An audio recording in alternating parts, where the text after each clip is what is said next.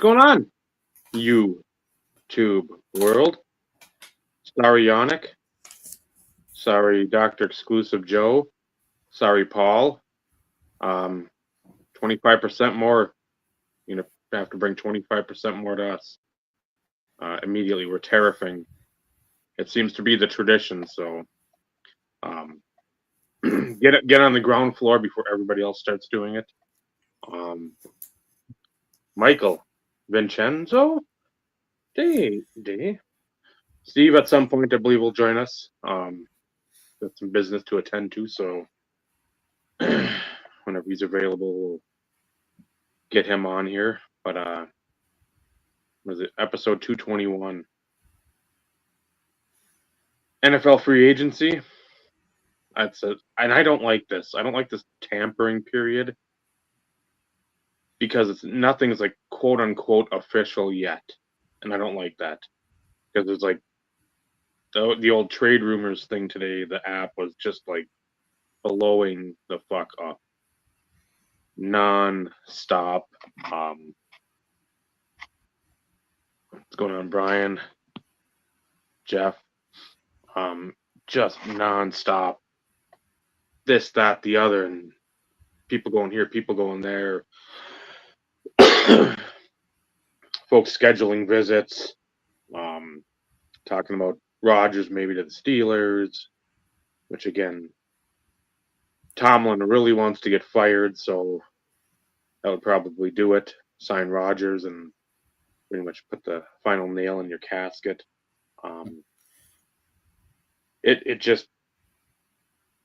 It's wild to see how much stuff's going on, and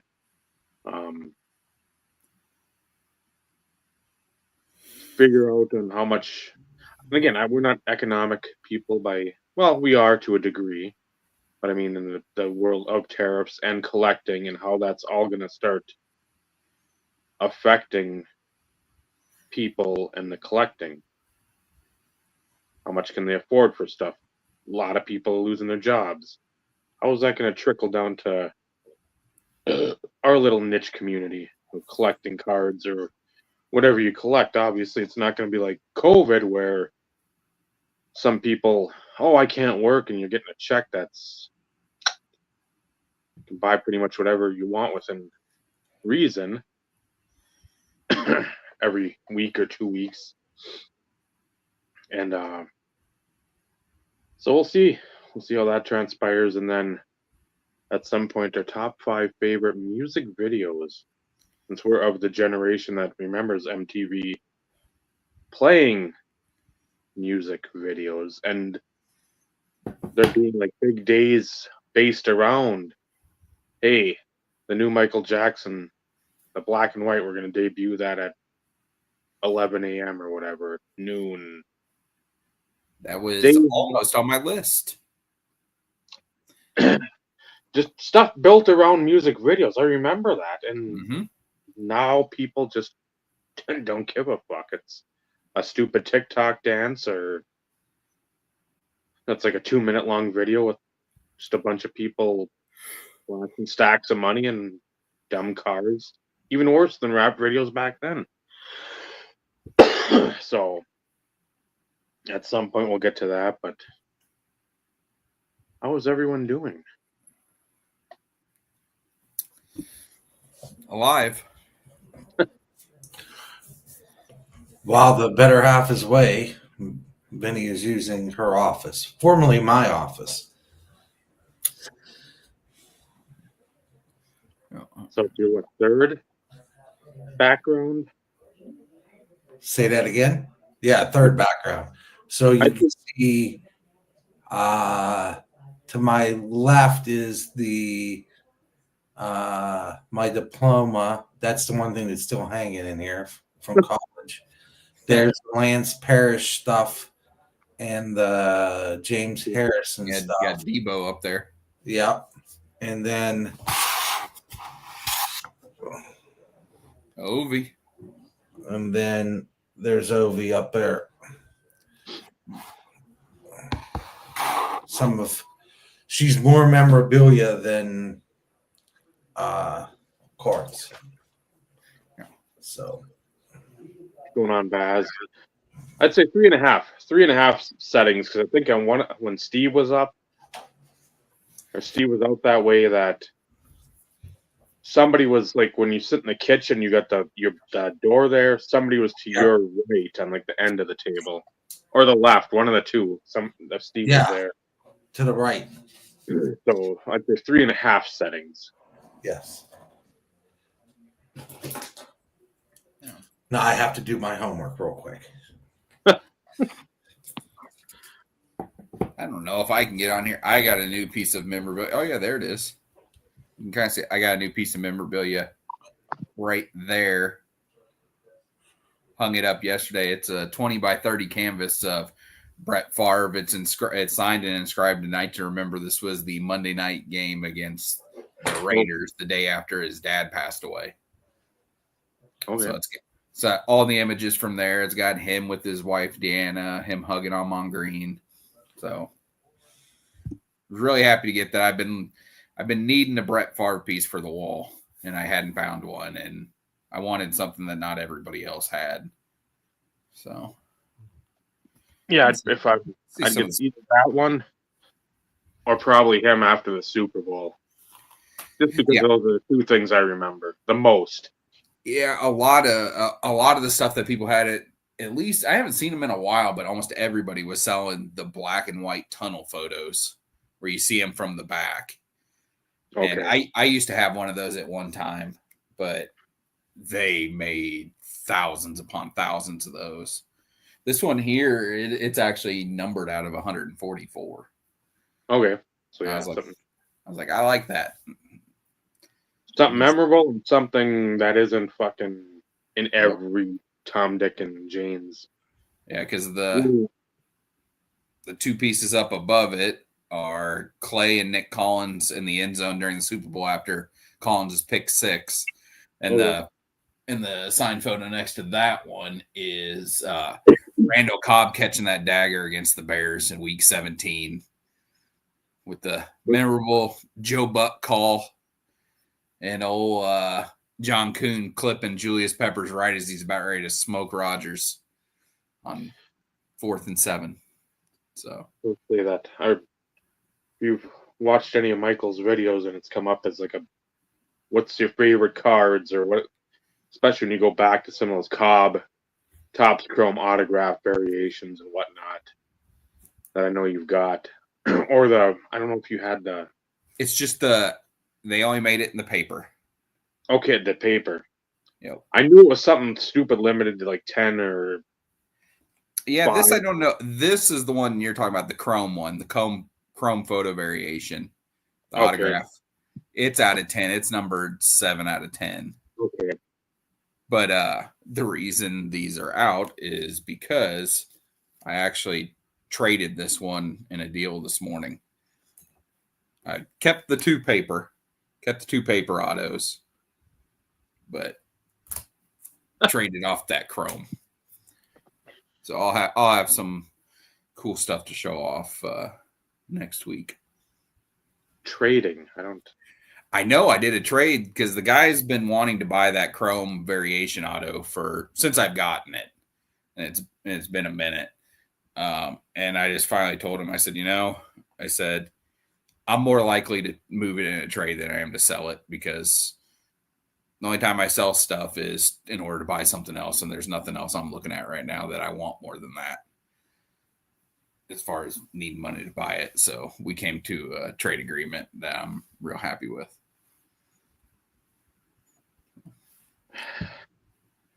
Yeah, that's my first trade I've done in quite a long time. I legit.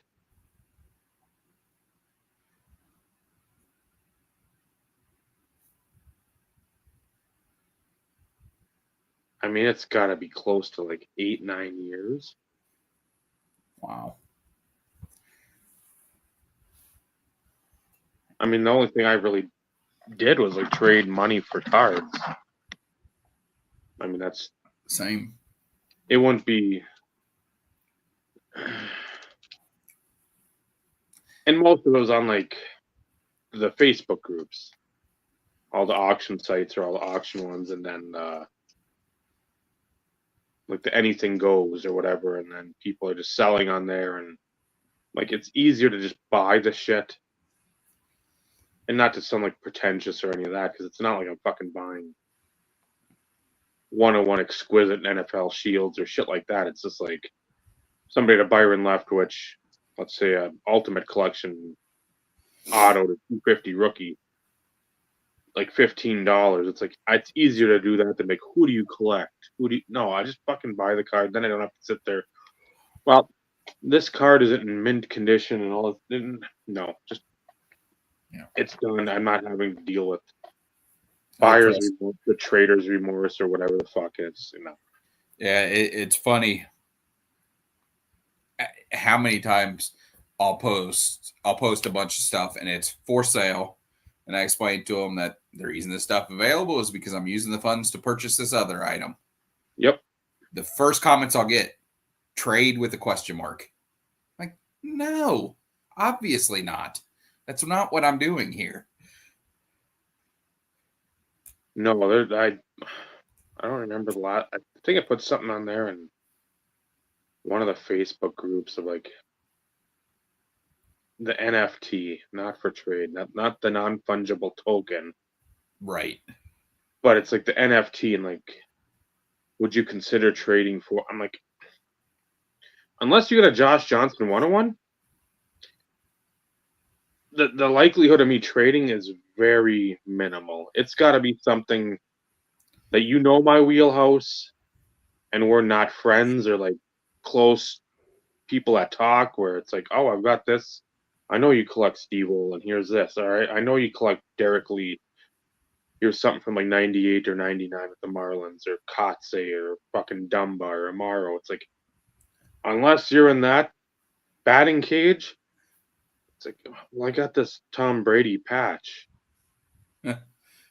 Cool. I mean, I nice card, but I don't know if I've ever posted anything where I'm looking for Tom Brady. Yep. So that's a tiring thing, and it's just easier to buy.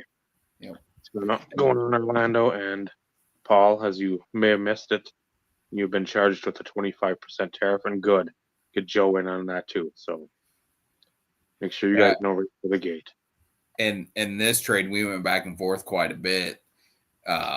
What I'm getting returned aren't even autographs, because the autographs that he offered that were up available, they were nice cards, but I knew ultimately that I would sell them if I had them as part of the deal.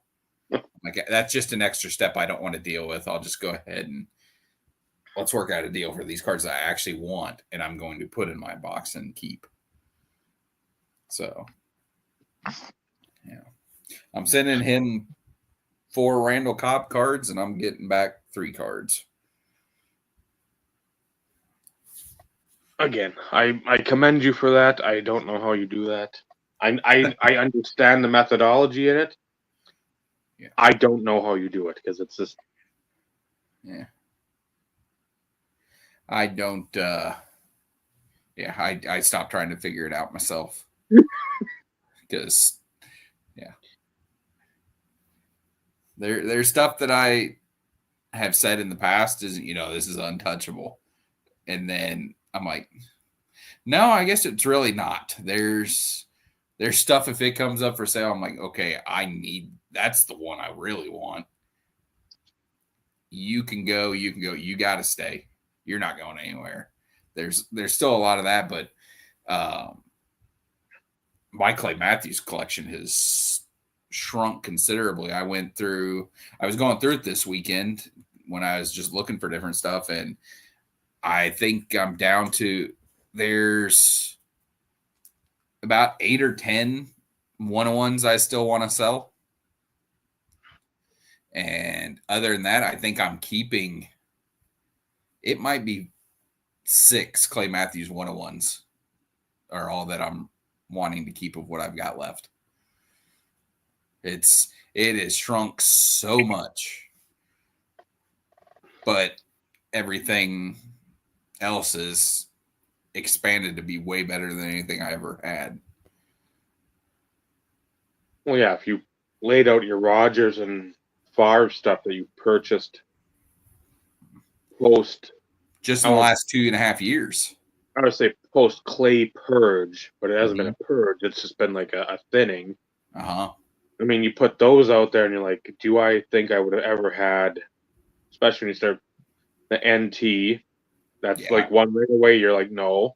Mm-mm. So, I mean, you could just stop there and that'd be more than enough, but then you start looking like some of these exquisites, impeccable, stuff like that, and it's just like, and especially when you get numbered to 4. Yeah. The 4 of 10s and the stuff like that, you're like, how the fuck? And I mean, again, yeah, I love Clay Matthews. I loved him on the field. His career just sort of ended unceremoniously, where it's just like, I'm done. Out of just like, poof, It did. Yeah, COVID ended his career. He was still playing there with the Rams in 19, and then COVID happened, and he decided that staying home with his wife and kids and living in Tennessee was a better option. Because I mean, he didn't need money. No, he made enough.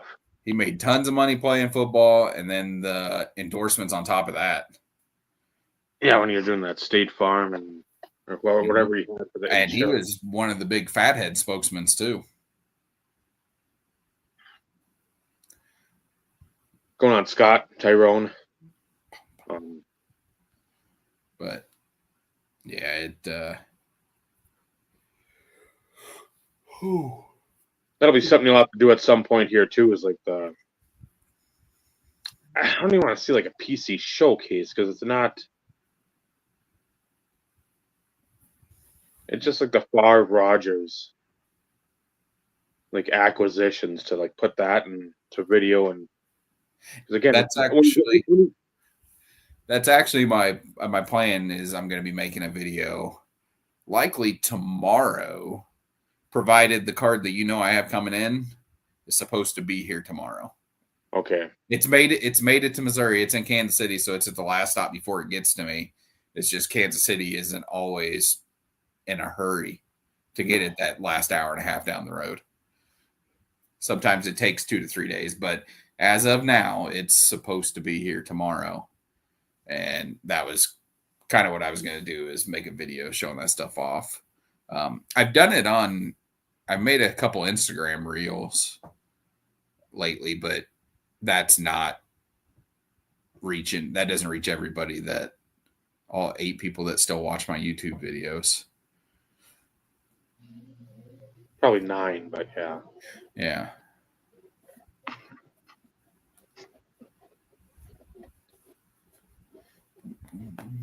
But yeah, and as far as the Clay Matthews stuff, I mean, all the super cool Clay Matthews stuff that I have, it's on the walls. It's not in the card box.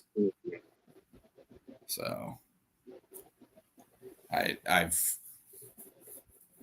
kind of gone that way, is the stuff that I can sit around and look at and appreciate and display all the time. It's the stuff I like more than the cards. Yeah.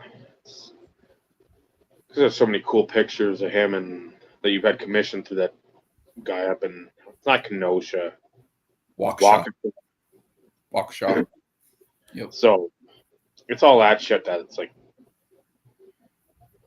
and again, for somebody, especially a defender, somebody with a sack, somebody with a celebration, somebody wrapping up Jay Cutler, somebody, I mean, it's just stuff like that where I'd rather look at a Dick Butkus, Singletary, Lambert, just that, the snarling snot, the eyes, the dirt, the grime, the grit of like a 16 by 20, even with them like color, the background, black and white, like an auto, even just a photo, just something you can appreciate the moment that was taken. Again, you can do that in a card, but it's not the same. After a while, too, it's like I see the same image on a card because a lot of these companies get fucking lazy. That's the issue. Thomas gets lazy. Panini gets lazy. It's like you see the same one over and over. And it's like, if you played 16 games in a year, I know you're not going to have guys at every game, but somewhere you can be like, hey, Joe Schlub, I see you got this picture on Facebook, Instagram, somewhere. We want to use it. We'll pay you $1,000, whatever it is, the rights for that picture. Like, sure, but when you see the same close-up type photo of somebody that has 16 sacks in a year, has a pick six, has like key bat downs or plays, and you see this the same sort of like off the edge running. That's it.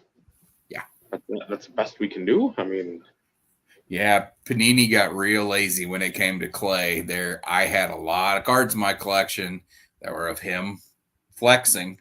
It's like, okay, but you've done that as a base card in 6 different sets in the last 2 years. Come on now. Yeah. In fact, I don't even have a single one of those flexing photos of him on my wall. You got the Predator one right up above me.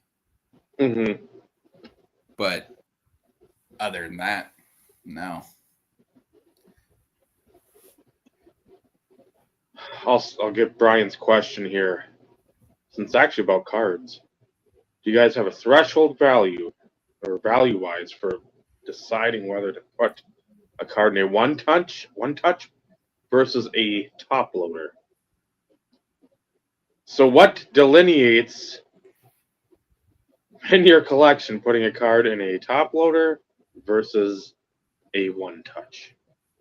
Or you could go the old screw down. Nice use of nomenclature, Dave. Yeah, I don't have any rhyme or reason to how I do it. I've got cards in mags that are worth $10, and I've got cards in top loader. I've got one that's in a top loader that's a 4-figure card.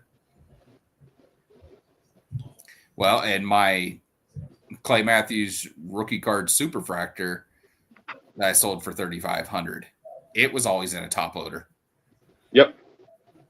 There was no reason for that other than at that point they didn't have magnetics that allowed you to put a card inside a top loader or inside a penny sleeve inside said mag.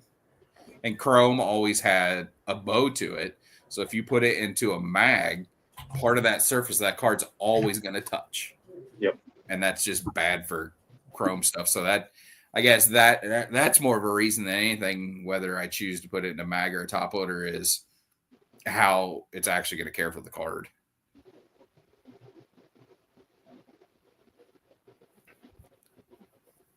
Vincenzo? Everything goes in top loaders. I don't like mags. I like everything in a top loader and a penny sleeve for the same reason Michael just said. I don't want anything touching plastic in that manner. So I didn't get any mags today for what I got in, but everything goes eventually. They go in an old, if like these came today in soft. Oh yeah, card savers. Card savers. They're gonna go into old recycled top loader until I can put them in, integrate them into the collection. And then, like, I bought this lot. These all came between big pieces of cardboard.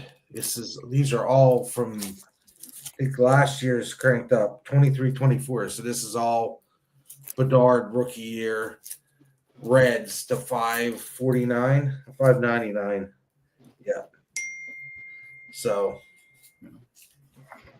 I grabbed this lot, and I was happy because there's my Ovechkin. This is inside a penny sleeve that fits inside a mag. Yes. Pro Mold makes these. So this one has the best of both worlds. I keep waiting for Ultra Pro to get on board and make their version of it, because I've always hated the little lip on the top of Pro Molds. Okay. They have the lip sticking up at the top, and I've just always disliked it. But I didn't want this just in a top loader. This one I liked in the mag. And I do believe that the seller I bought this from sent it this way. And I was really happy with it. So the Ultra Pro, Pro Mold, they do make them. Yeah, I know they make them, but I'm just like, well, they are. Magnetics are super heavy and bulky. They really are. And if all my stuff was in top loaders, it'd be a hell of a lot easier to move around. That's why I do it. Yeah. Now I think I showed them the new BCW plastic shoe boxes. Did I show them on here yet? You have not. I was gonna say I don't remember seeing them. I will have to go grab one, and it's. I don't know, since she's in Louisiana. She's visiting the lowest rung territory. The lowest rung went out to the Gulf of Mexico. Yeah. So actually she's probably 4 hours away from the lowest rung. She's there for work, and I don't know how she would feel. I know I will have to have all this out of here on Thursday, because I'm working in her office, because my aunt and uncle are here from Pennsylvania helping me with C, because I had to go into the office.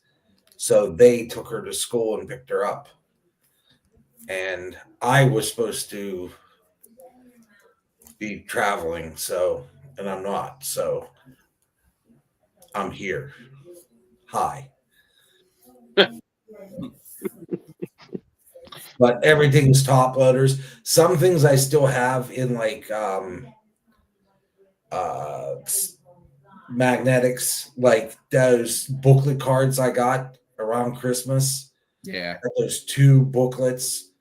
One is the Penguins. I forget who the other one is. Oh, one's the Penguins one with like 8 guys on it, and then the other one's Crazy Eights. Mm-hmm. With 8 guys that are from different teams. I think there's a Stevie, Lemieux. There's a bunch of them. They're right on my desk because I was cleaning stuff up and trying to figure out where I'm gonna store that, because that doesn't fit in a shoebox well. Well, no, that's gotta be something that you lay on top if you got the booklet magnetic. I've done that with some Josh Johnson shit. This one currently lays on top of the others inside the case. Okay. It lays flat. But this is one I'm actually going to display on the shelves, because I don't have to worry about ink fading, because there is none. But this booklet I've always liked. They made 49 of them, but you just don't ever see them. And it's the Super Bowl XLV with Rodgers, Hawk, Clay, Jennings, and Charles Woodson. I believe the Charles Woodson is a chunk of shoe. It's pretty neat. It's leather and got some lace holes in it. But yeah, these are awkward because I don't like them inside the little snap cases. No. And I don't like them in the extra thick magnetics, because it's closed and you don't see it. So I do have one of these booklet cases, and these actually display really well. So that's eventually what's going to happen with that. But for now, it just lays flat on the top of the other stuff. Yep. I know I've got some of my Amaro stuff like that. I got some of the triple threads with Strasbourg. Yep, that I got like that. And there's 2 different types that I've got too, or I think there's 2. I don't know if there's a screw down, but I've got the one, the magnetic, and then I've got like an actual a top load. Yeah. Which I'm like, I don't like that because there's no fucking penny sleeve for booklet cards. No. I mean, unless they use like a Ziploc bag, and I'm not going to use a Ziploc bag. That's where sandwiches go. Yeah, I would take team bags and slide them on each end.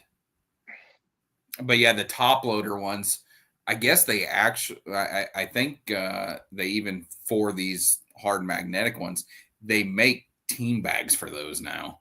Okay. Yeah, just something. I would never buy them because it comes in a pack of like 50, and I will never own 50 booklets. No, I mean, if you got like local collectors or friends, and you're like, okay, let's again, it's spending $5 or $6 or whatever it is. It's like, you all want to throw in $1 and we get 10 of these or whatever, or 8 or something. I'm like, Yeah. that's okay, but then you're given the task of like, okay, I use the one. Where am I going to put the other 7 or whatever? Yeah. Where they're not going to get crunched up or like fucking lost or put under a pile of other shit, or it's just like, no. Yeah. Yep. Yeah, I like magnetics mostly for patch cards because I don't ever have enough just regular top loads that are like 135, 175 or 190 or 180, whatever it is. The 270. I got I don't know how many Amaros. It's out of, I don't know if it's immaculate or NT. When you're fucking like that thick of a cut, it's like that 280. Like, Yeah. or like Brad getting that Votto. It's like, what the fuck are you gonna put that in? That Votto shoe bottom or whatever it was. It's like that's Yeah, a because I great. think it's even bigger than the 360. Well, that's what I mean. It's like you're talking what, a 400 point, and you might as well get like a fucking hollow out like a Bible or a dictionary or a phone book and like put it in there. Yeah, that's the way.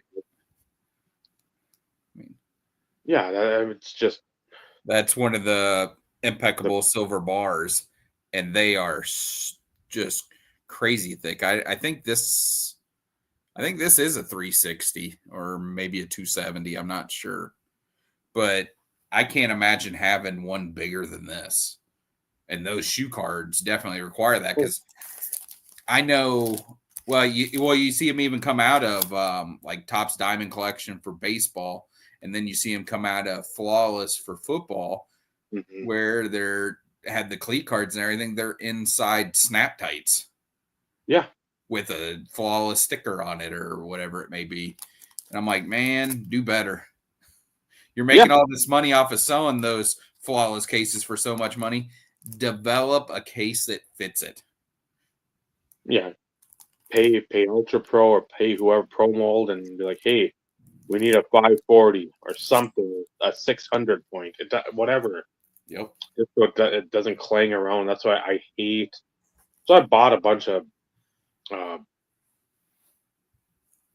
magnetics because I don't like. I got a lot of the Josh Johnson shit and snap tights. Because again, that 10, 15 years ago, that's when it was easiest to ship in because a lot of people still had snap tights lingering around from the past 20 years prior because that's what it was easy. I remember, what was it? There was I think it was a 90 or 91, one of the classic baseball sets.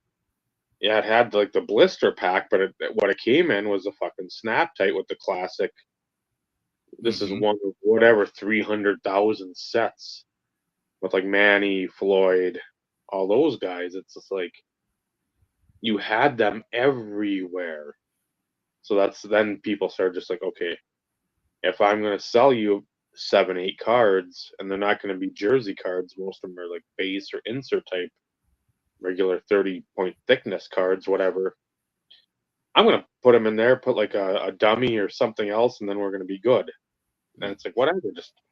I just want them to get to me without rattling around. So I've had that happen too, where you put one card in a snap tight, and it's like not jacked up, but it's didn't look like what it would look like in the fucking picture. So I don't expect everything to come in a magnetic. Though. I mean, if I get something that's like you said, like with that Ovi, that's probably not a card that was like $25. So if I'm getting something of that ilk, I want it to come in what it's shown. Don't fucking pull the switcheroo and the bait and switch shit. Like you can afford the $5 magnetic on top of your $8 shipping and all this other bullshit. I mean, I don't care about that, but if you're gonna display it in a mag, I'm not gonna be stupid or smart enough, either one, to read the description and say, well, it doesn't ship in the mag. Well, it should. Then don't display it. Yeah. I hate when people make posts like that on Facebook. They'll show a card in a magnetic, and then they'll say ships and top loader. Like, Then don't put it in there. are you really nickel and diamond on the case that it's in? Yeah. You're making me not want to give you money. And especially, again, if it's a nice card, it's like if you get like a Favre auto, Elway auto, Curry auto, something that's worth a couple $100 at bare minimum. Again, some it's a little less than that, but it's like it's gonna ship in a top load. Yeah, it's gonna be a fucking yellow one you found at like a dump that has Scotch tape in the first roll that was ever created. Like, I don't need that. You can. And I don't like hearing I don't have an LCS. Neither do I. Mm-mm. I spent X amount on, I think it was like 250 magnetics. I got them on eBay. If you're on Facebook, you can go on fucking eBay, go on Mercari, go somewhere. I'm sure somebody on Etsy or from fucking somewhere is selling something else. Yeah. I mean, you can find shit. That's the excuse of, well, I don't have this near me. Yeah, I was actually going to go to a show this Saturday. I believe it's monthly. I think it's every month. In Columbia, they have a show that's run by Dugout Cards. Do you know who they are? Heard of them? Ryan's really good buddies with them. And I know that is who at one time Up North Collectors, that father-son, they used to buy their hobby boxes from him. Okay. But anyway, they put on this show in Columbia, and that's not a bad drive for me. It's only an hour. So I like to go to that one. And so I messaged Ryan last night to see if he was going to be there, because him and Neil make that trip quite often. And yep. He goes, I won't be. And then he followed it up with, he goes, this is the same weekend of Chicago and Dallas. He goes, most of the people that are usually set up there will not be there. They're going to be at the bigger shows. And I'm like, well, then I'm glad I asked you, because that's going to save me the gas from driving there. Because usually when I go there, what I come home with is supplies. Yep. And I'm like, well, that's fine on the days where I can go and look at all kinds of stuff, and there might be something there for me. But when I know that there's not going to be anything, I'm not just going to drive an hour to go get supplies. No. So I'll wait till the next one. I know the one in April, John might be going with me. We discussed that one. Okay. So, but yeah, I was like, man, I'm glad I messaged Ryan, because usually Griffey guy, he usually set up at this show. He usually comes in for it. I like looking at his stuff. He has a lot of great. I mean, he's obviously got Griffey stuff out there, but he also does a lot of non-sport stuff. He has a couple showcases that have non-sport stuff in it, so those are always neat to look at. And he has a lot of wrestling stuff as well. Okay. So yeah, again, you want to have something different. It's great to look at sports cards, but yeah, what's the old adage? Variety is the spice of life. Yeah. So I mean, go to a card show. I don't want to see vintage. I don't want to see all modern. If I look in your cleats and I see a jersey from like 01, like a Steph Curry auto, I see a Favre NT patch, I see like a Mantle 63, I see a Wembanyama Prism red, white, and blue. Like, I'm going to be more apt to look through that, because I'm like, okay, there's a fucking hodgepodge. There's nothing that's like rubber bands of fucking 50s Topps cards, which, again, all well and good. Yep. I don't want to sit there. If I see that, I'm gone. I don't fucking need to even like take a second look. Yeah, there's always the same character set up, that it's the vintage St. Louis Cardinals booth. You know that's going to be there. And then there's the other guys that only have St. Louis Cardinals stuff for sale. Now the last time I went there was somebody that had a lot of Royal stuff for sale, because they've gotten more popular with Bobby Witt. So, yep. So there's that stuff there. But generally, for the most part, at this show, it's ultra modern junk slabs. That's just what you see. And it's so boring and off-putting for somebody like me that I'll go down an entire row and won't stop at a single one. I'll just glance as I go down, and I say hello to the people that are sitting there. If they look up from their phone and engage with me, which there's a lot of that doesn't happen, but I'll talk with everybody and, say good morning. Cause I always go up first thing in the morning. Cause I'm like, I know I can get up there when it opens at 9 and be back on the road home by 11. So, I get up there and say good morning to them and everything, but I don't stop and look at what they have because I can see what it is. And it's just not what I collect.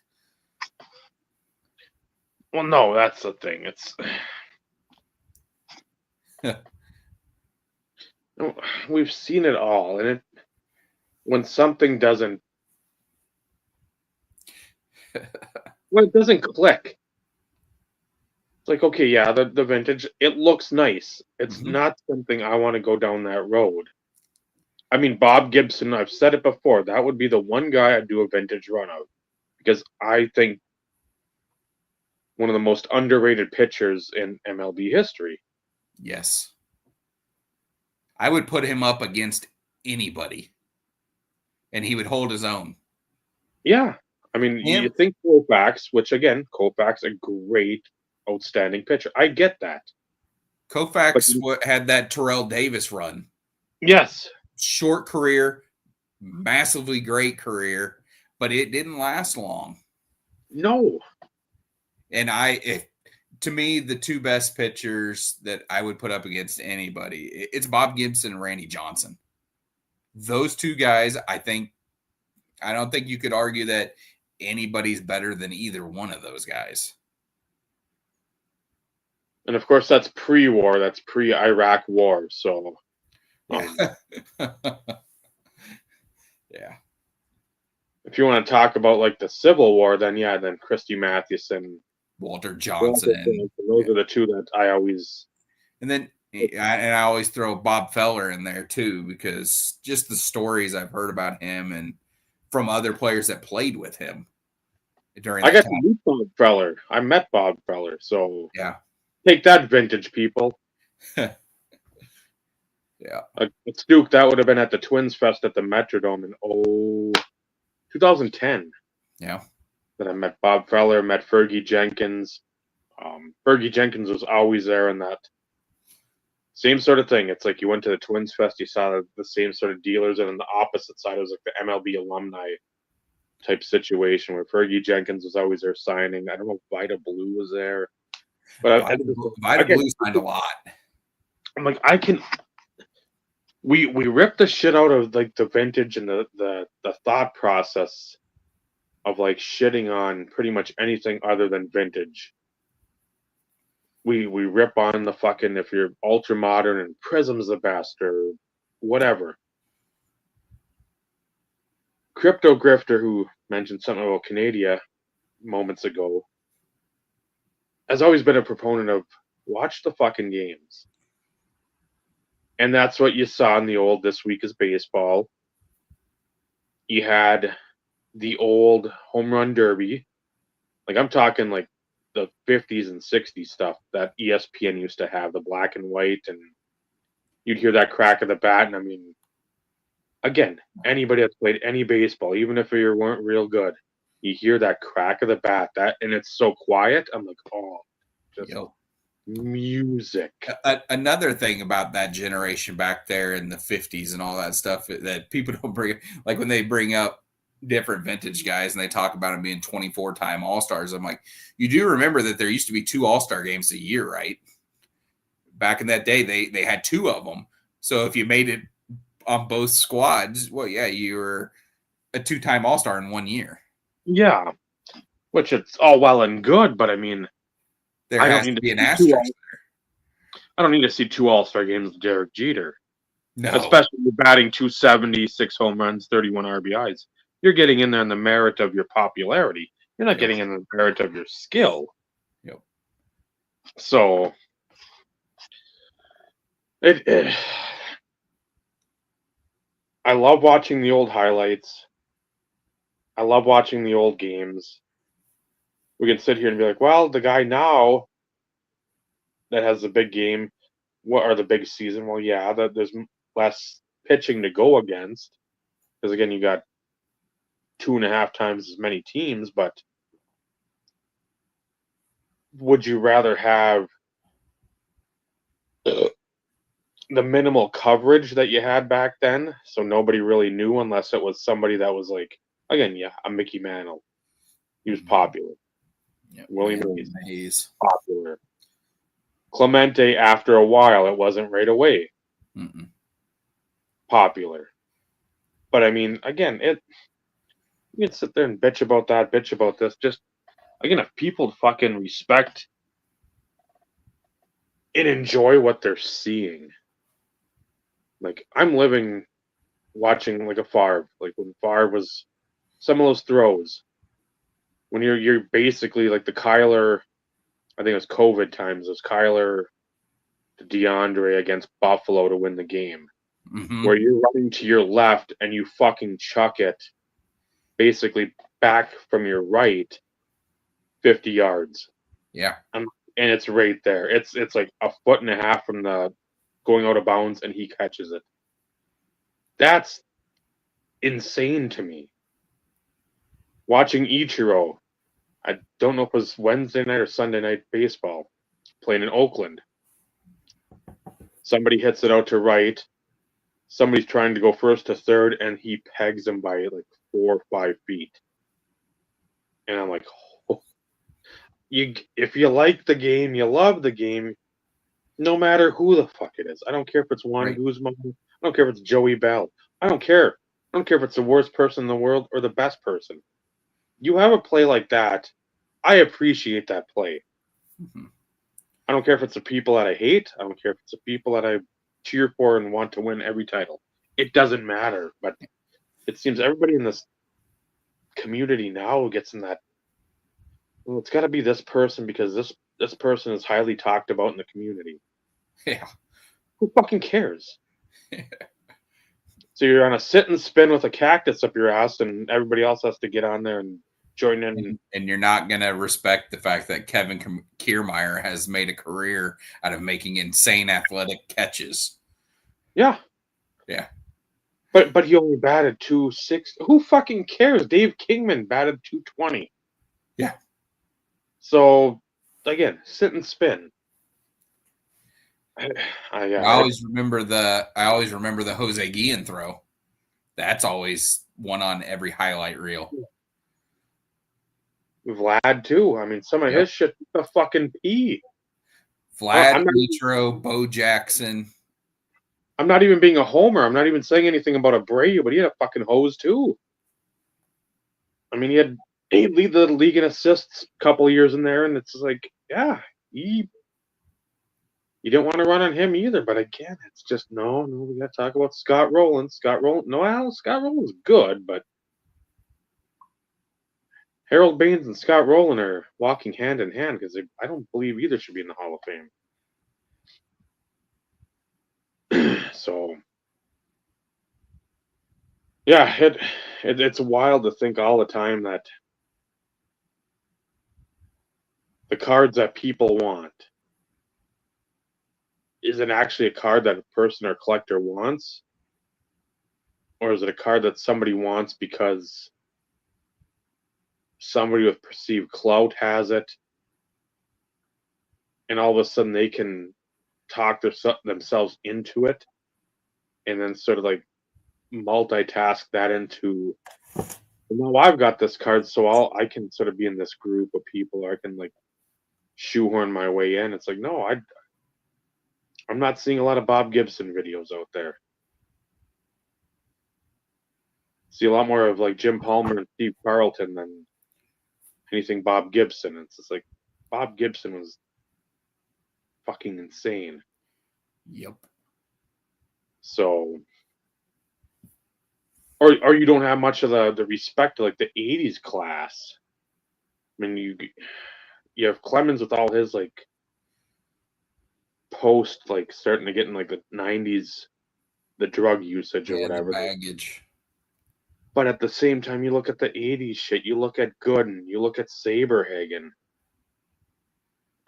Yep. again, because fucking Fernando died, that's when everybody started getting back on him. It's like his fucking season, Fernando Mania was basically swept under the rug until he's like, okay, he looks like he's gonna go soon. We gotta start praising him a little more. It's like I don't need to hear another Mickey Mantle story. Give me another Mickey Mantle beating a woman or drinking too much story to knock him down a peg or two, and then start talking about these people at a Teddy Higuera from like what was it, 87 for the Brewers, a great year. Don't talk about any of these years, even if it's a 1-year wonder. You have to respect that because none of us, even the vintage people that snub their big noses at everyone else. I mean, they might have scored 50 points in a 6th-grade basketball game tournament, but I mean, again, when you're playing kids in wheelchairs and like the fucking polio crutches, anybody can do that. You can Blackjack McDowell in a band, great year in what, 92 or 93? Pretty middling career before and after that. Again, blind squirrel finds a nut for a year, that's fine. But that's the thing I don't think the community ever will do. We need sustained greatness. We need sustained, like, upper echelon play. It's like, well, no, you can also say, like, wow, that 22-3 year for a pitcher was really fucking good. Even if the guy, who was it, Kirk Reeder, Carlos Perez, they had a couple, like Jose Lima, couple good years in there where it's just like they took the world by storm. And man, Jose Lima, that guy was a character. Lima time. Yep. Then you had Fernando Rodney, his celebration after his with the hat on sideways. I like Fernando Rodney a lot. We could go in a whole episode of just where people get pissed off at that. Like, oh, he's showing them up. Well, if he struck somebody out, then fucking hit the ball. Pretty simple. You don't like it, fucking watch chess. Because everything's got celebration in it now. Every fucking thing. That would necessitate people actually watching baseball. Well, yeah. They don't watch the game, so it doesn't matter. That'll never happen. Yeah. Again, Ricky Henderson, one of my favorites of all time. I call him Cadillac. That's all I've ever called him because that's fucking high class. You look, it's like that's a fucking Cadillac. He gets a home run. He's sitting there and spinning and kissing the chain. And Christ, he's almost in like the opponent's bat or the dugout as he's spinning and twirling up the fucking first base line. Nobody bitched about that. But all of a sudden, a pitcher fucking does like the bow and arrow shit or whatever and starts throwing his arms around. All of a sudden, that's bad for the game. That's a bad look. Oh man, that's amateur hour. Big nose and 6'3". Get out there. What are you gonna do? There's a solid chance that Pujols was old enough to have gone to school with Fernando Rodney's grandmother. Because if you believe that guy wasn't 3 to 5 years older than his birth certificate said, you are incorrect.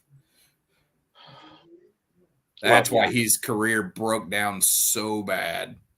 Yeah, it was. He was significantly older than stated.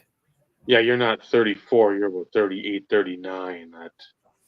Yeah. He signed that massive contract with Anaheim, and he was already old.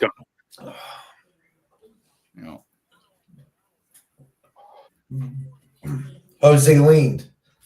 That's who I think about. Chico Lean got signed. They were like, he's 22. I'm like, that man is 34 years old. He's got a wife and 4 kids. Man, Chico can move. Good Lord, could that dude play? When it was him, Raphael Belliard. No, Raphael Belliard.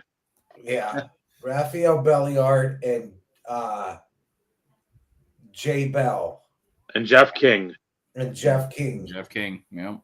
And Spanky Lavalier. Yeah. And who else was in that? John Wayner. Hi, Steve. John Wiener. Yeah, he was like the Almonte.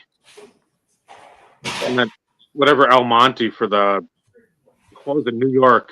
Danny Almonte. Yeah, I was like, that dude is not 13 or whatever. That kid's like fucking 21. Yeah. He has No a way. driver's license. Sorry for my delayed joining. The realtor was here, so our counter offer was Half accepted. PD collection. Was accepted on the house with conditions. With conditions. So they have 5 days. They're going to send in contractors and stuff to bid on what needs to be done in the house, but at least our counter offer was accepted. Contracts have been signed.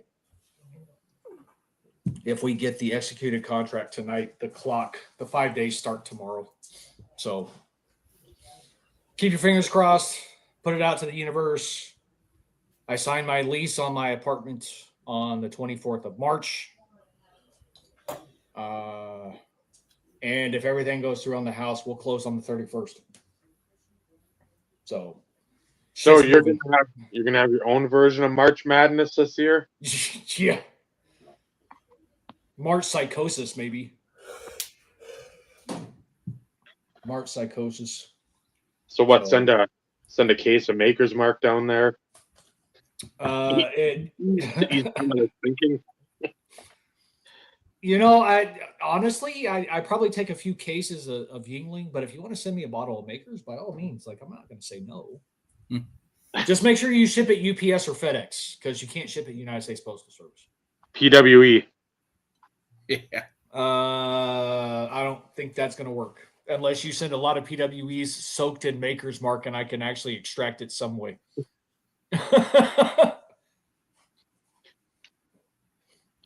So that's the reason I'm late.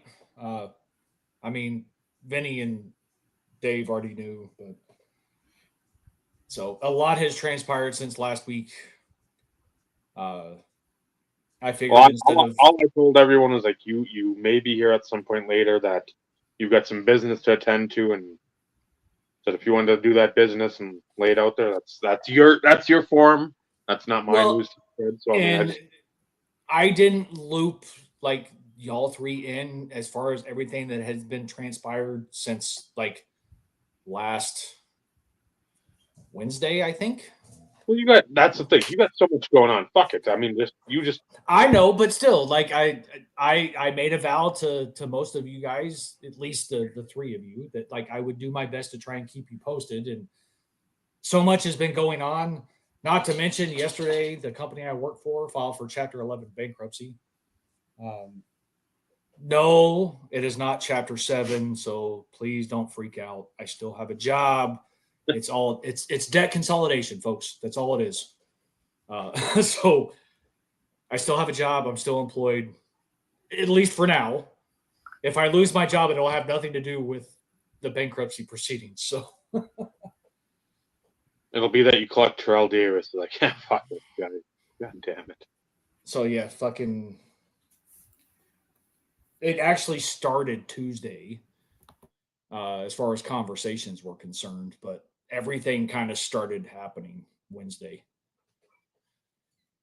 Signed the contract or the agreement with the realtor. We had an investor come in Friday. Like it's been a fucking whirlwind, man.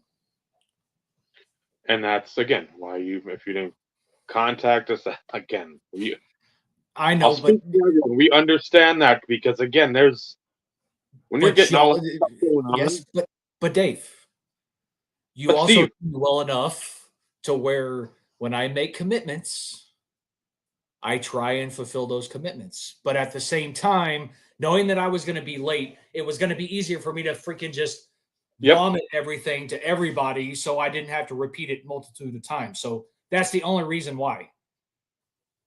I'm using the podcast to fill in everybody as far as what's going on. But yeah, again, if you had like, okay, they're closing on the house, but you got that moving or closing on your place, job. You don't have to sit there and be like, oh man, I wish. No, you. Plus, you're in your mind like us when we're in our minds. It's like a fucking roulette thing. Like, what the hell? Like, can I just again, open the paper and say, good news is here, and that's it? Not instead of. But on the flip side, I know you guys are genuinely curious and wanting to be abreast of things because y'all have been thinking about what's been going on with me. It's no different us thinking about what's going on with Vinny or anybody else for that matter when other shit is going on. So that's how we are. So, but that's the rundown. Everybody knows where we are. Keep your fingers crossed. Send it out to the universe that all will be well, and we'll close on the 31st. Well, we already talked about the music videos. We already talked about NFL free agency. We already talked about tariffs. No, we didn't. Okay. We didn't do. Even if you did, I'll be able to give you one video probably, and that's about it because I didn't have time to do my homework. Well, that's unacceptable. I did it while we were on here. Fuck you, Dave. But tonight I will be opening some stuff since I didn't do it last week. And again, happy belated. Okay, I appreciate it. Happy belated to you. Happy birthday, Steve. You kind of insisted like a teenage girl that we acknowledge it last week. Well, because I did that because I was wanting to open stuff in celebration because like the show's on Tuesday. It was on Friday, like so. Yeah. But I want everybody to enjoy the opening because that's going to go by the wayside really soon. So who else? Who's all here? Let's see. I have 2, 3, 4, 5 things I'm actually going to open. Nice. It's probably 5 more things. Well, no, 5 things. So, Michael, 1, 2, 3, or 4? What do you think? It's always going to be 4 in that scenario. I figured that. Okay, 1 or 2. 2, Mason Crosby. Okay, so you picked the WNBA Prism Blaster Box that I'll be opening. Okay. Something that Michael would open himself. Yeah. Yeah. Vinny. I would rather pull Caitlin Clark than any current NFL player. Probably. Vinny, 1, 2, 3, or 4? 12. That's not an option. 3. 3. Okay. Dave, 1, 2, or 3? What do you think I'm going to pick? 62. 1. All right, so Vinny and Dave have selected the Walmart Prison hangers that I will be opening. And the only reason why I'm opening 2 is because I have 4 from Target coming in. So I'll open 2 of the Target ones. Hopefully next week. Yes, I'm getting – there you go. I still want to find more to set aside. Ed, since you're asking about WNBA – I am going to open a WNBA Prism Monopoly too. I got some of the shit on sale, which was kind of nice because I had discounts and stuff through Target. But Ed, 1, 2, 3, or 4?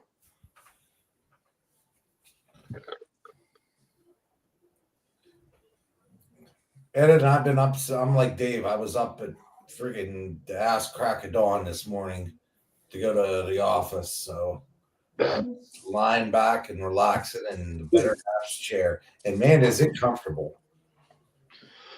It's probably better than the milk crates that you sit on in your office. Yeah, that chair I have in my office is like 12 years old, and it's just garbage. I'm too cheap to buy one because then I wouldn't have to buy cards. The hottest product pretty much that you will see everywhere on YouTube. Gabagool. 2024 Donruss Mega. Because of the optic previews and the chance of getting downtowns. So this is the Walmart version. Mm-mm. So that's the hottest person. That's the hottest thing on YouTube. Yes. Is that one of the previews? I can't read that. See if I'm assuming it's a preview. No, it's a gold. No, that's one of the real ones. Yep. Oh, okay. But that's the hottest guy on YouTube. No, it's not. Yankees Wade Boggs? Yep. Wade Boggs. John Boggs. Did that come with a side order of mashed potatoes and gravy? No, that came with a side order if I read my computer instead of actually saying something right off the top of my head. That was my second guess. Well, Ed also guessed too, so. So that's the breaking lineup, personal breaking lineup for me. And then at some point, I'll pick somebody random to tell me exactly what they want me to break first. Baseball collector Mike, what number do you want? 166. Mario Lamux. This is Cameron Coca-Cola, which is a local Pittsburgh bottler. LB's Big Boy, which was very popular back in the day, and many times I ate some veal parm or a double bacon burger there. And it's a blank back.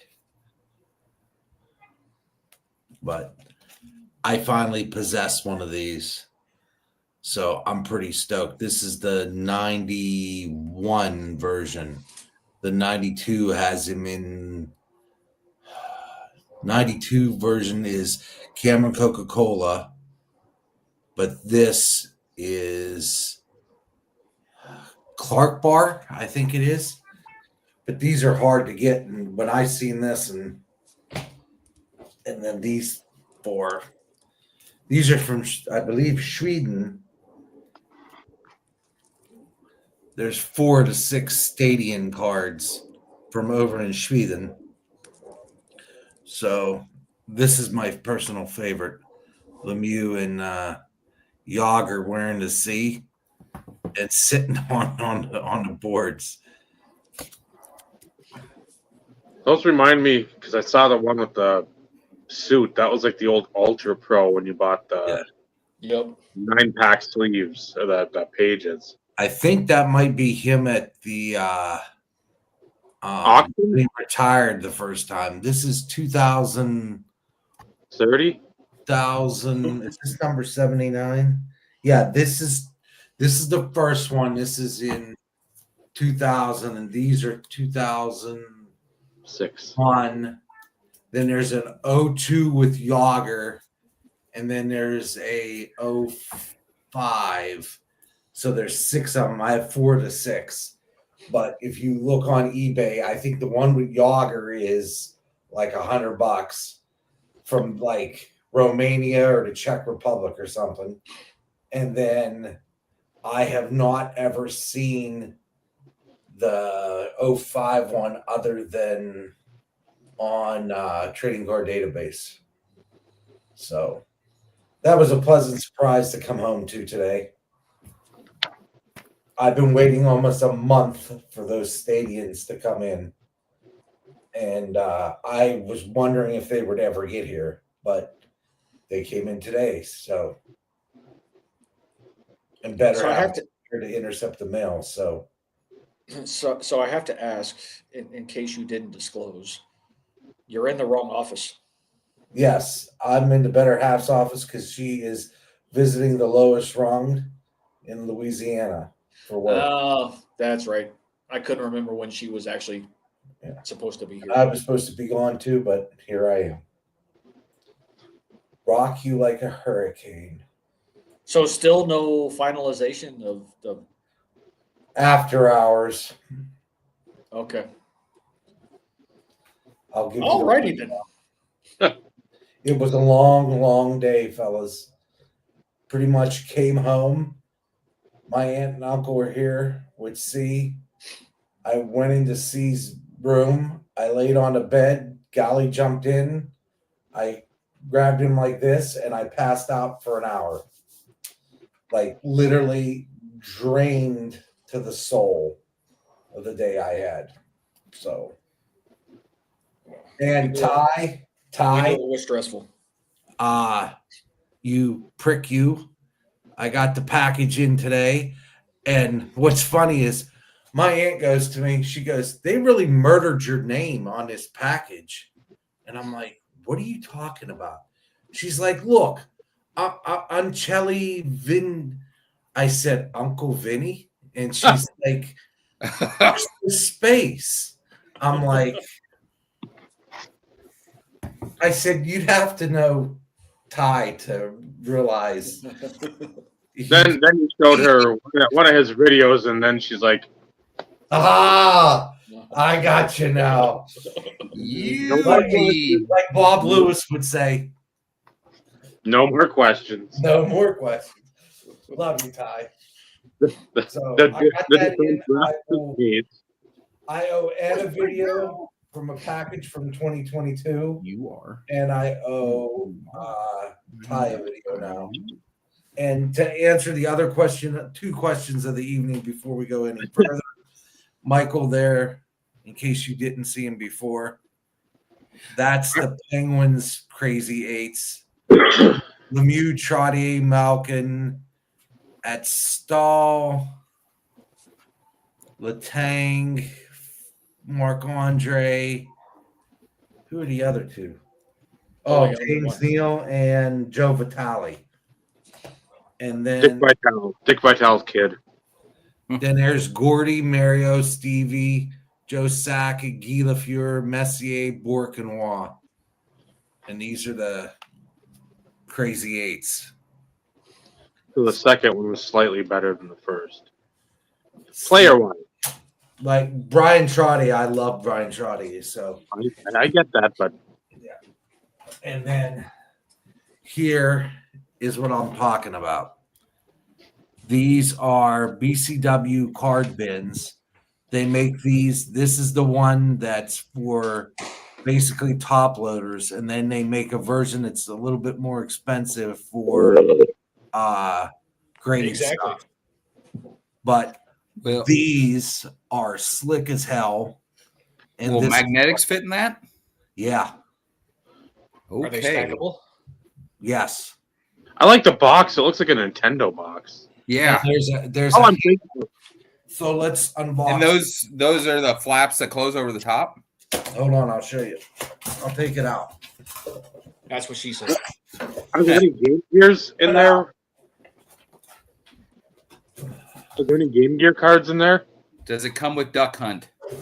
Yeah. Is there a gun in there? Do I get the track and field pad?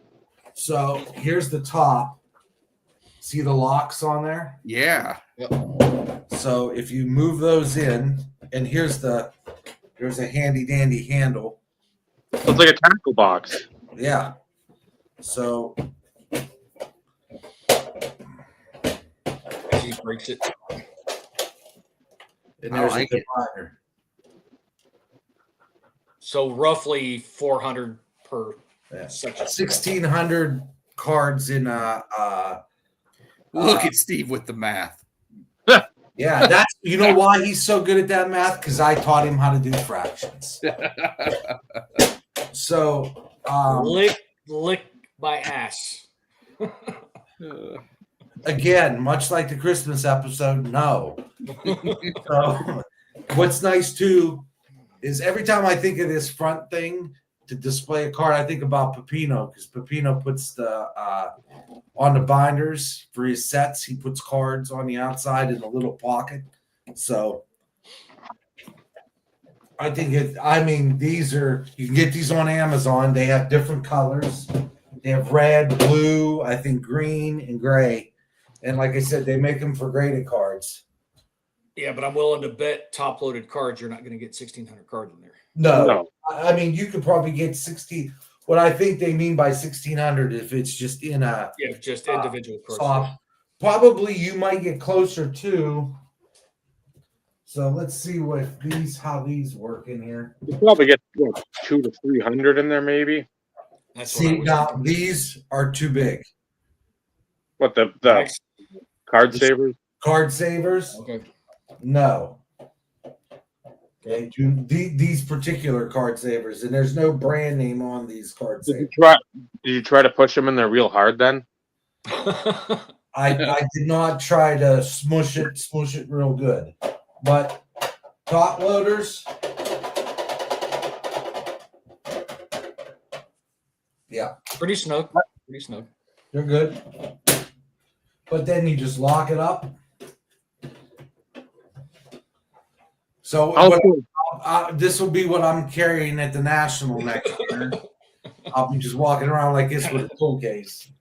Yeah, so that's going to be your Pelican case? Yeah, that's my Pelican case. Also good for your Legos. For like $20, I mean, it's a little bit more safety than a shoebox. Yeah. We have buttocks update tonight on the live show. Who's buttocks? Dave's buttocks. Did you not pay attention to those texts this morning? No, like I said, I was fairly occupied today at the office. Excuses. Yeah, I know. But I will go back and read things. And better half should be calling. She's out at dinner. So Lois Rung, I think she's taking part in local cuisine. Hopefully she's having some gator, some andouille sausage, catfish, and boudin, gumbo. All the delicacies that Louisiana has to offer. The only thing I want from down there is beignets. That's just because I like donuts. Yeah. I told her try to find a king cake. It's only a week old. It'll be good. Yeah. I want some etouffee. Etouffee is not bad. But I love andouille sausage. Yep. Especially when it's made. And I had the one that's made with alligator. It ain't bad. And I love catfish. And some of the best catfish I ever had was in Louisiana and Mississippi. And it's pretty good here in Texas too.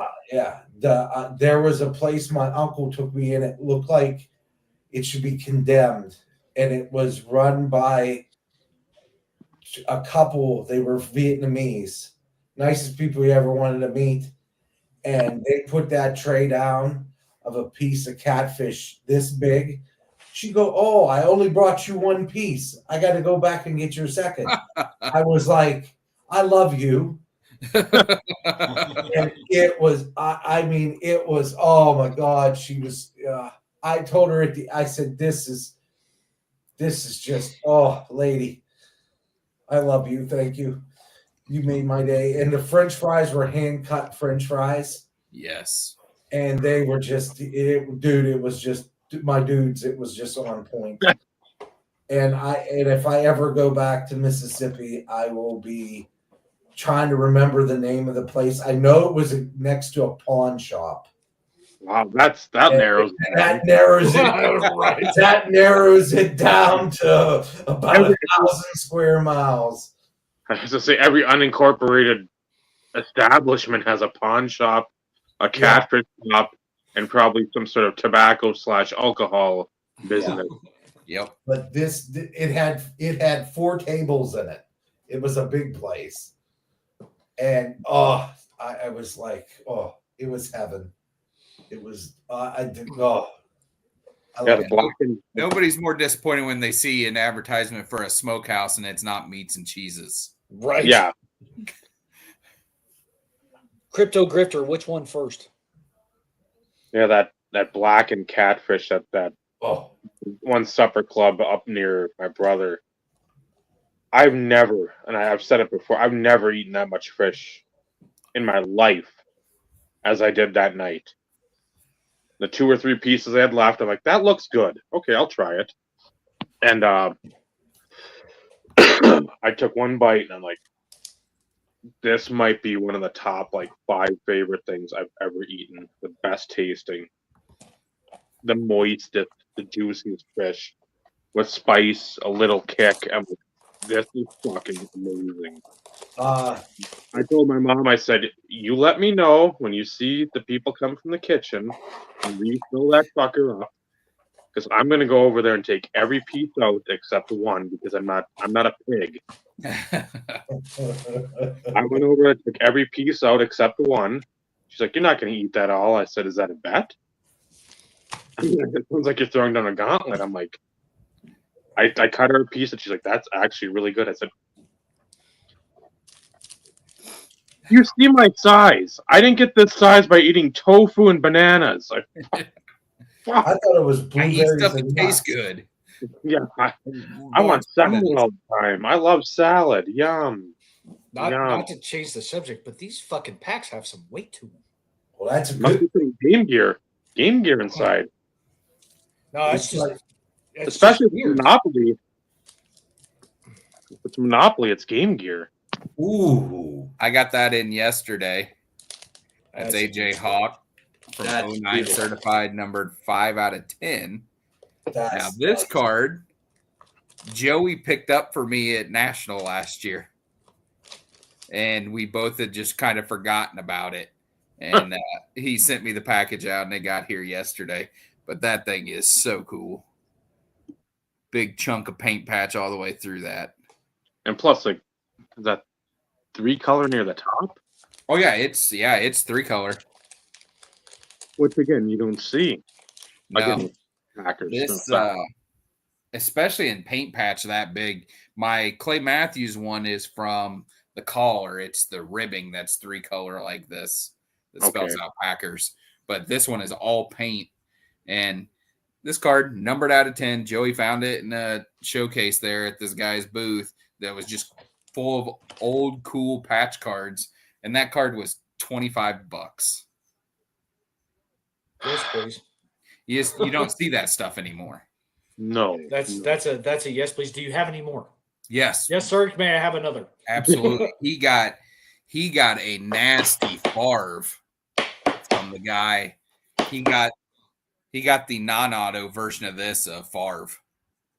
That's the patch from the guy. And I think it was under $100. So that guy was actually priced really well. So if you were, a flipper per se, that would have been the place to hit up, get all that cool old stuff, and you're probably going to double your money. At the very least. First pack got a numbered card to 500. Zaya Cook, I have no idea. Ed's going to be the person to throw out anything. Yeah. But first pack, numbered card to 500. Can't complain. And it was, of course, right on top. First card. Staring me in the face. Come on, Kate. Get me freaking, damn. Oh, this is just a color parallel. Alyssa Thomas. Looks like red. Not numbered. Nancy Lieberman. I know Nancy Lieberman Klein. I didn't know she was even in this. Well, I got to get all the legends from all the years. Well, Cheryl Miller in there? I don't know. This set is only 50 cards. Still no rookies, though.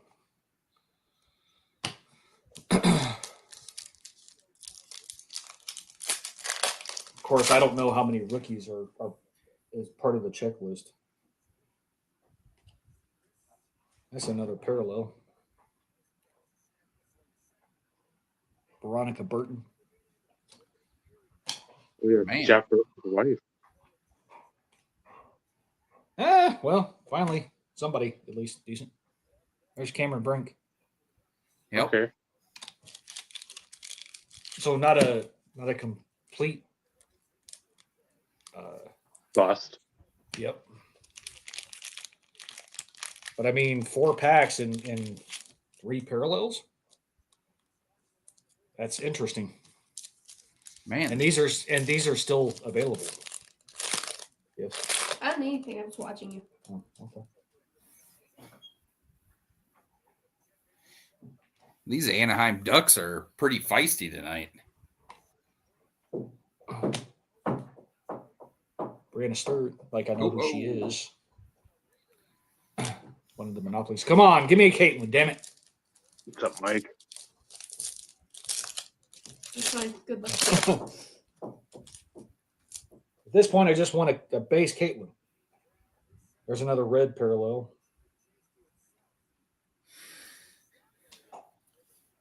No Caitlin.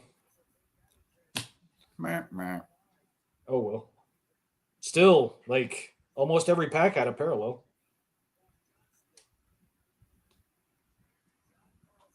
Good luck trying to find that in anything else, right? Right, yeah. Yeah. Stop. You're tearing it apart again.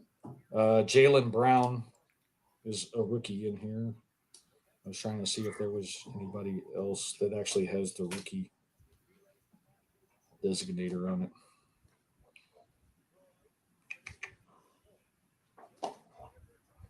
Ooh. My bad. I should probably mute myself. Pretty good. Yep. So you're watching. I'm 20 watching minutes. Ovechkin. So again, like I think I ended up paying like $26, I think, for instead of $29. And again, like the fact of I can't complain. So No, because usually if you get 2, 3, 4 parallels in a box, you're paying a couple $100, and that's you're getting some napkin or tampon for the quote unquote used piece. yeah, and the fact that like one of them was numbered. Granted, it's numbered to 500, but still, like, Yeah. Trying to pull something to 500 out of any other retail product.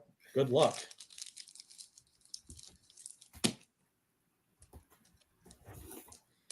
So, one strikeout on the Caitlin hunt,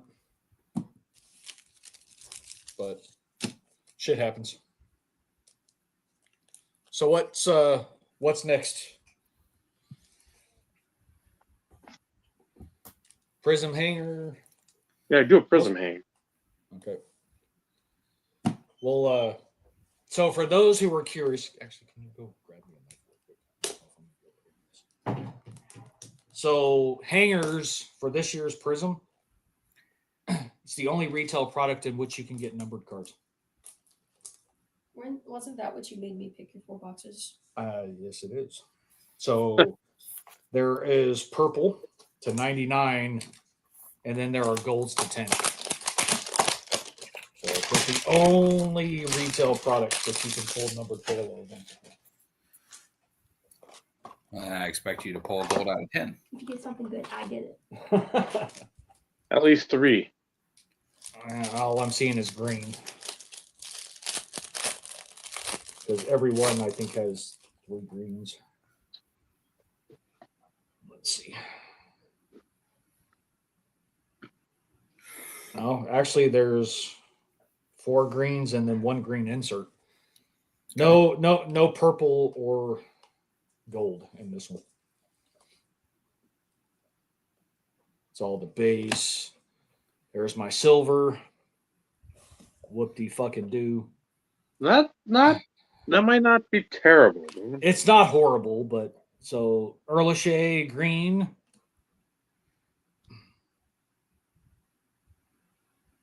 I'd like to burn this just because he left Denver. Bradley Chubb green.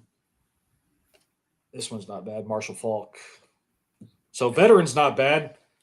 The rookie is garbage. Come on, give me a Jaden. AJ Brown, fireworks.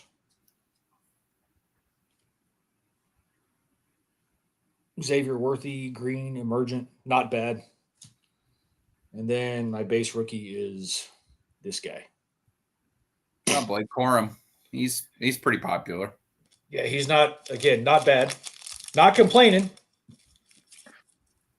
It's not an offensive or a defensive lineman, so like Joey would love those.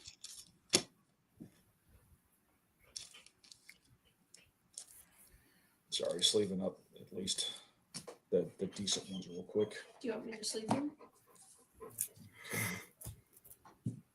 Which ones are you sleeving? All those.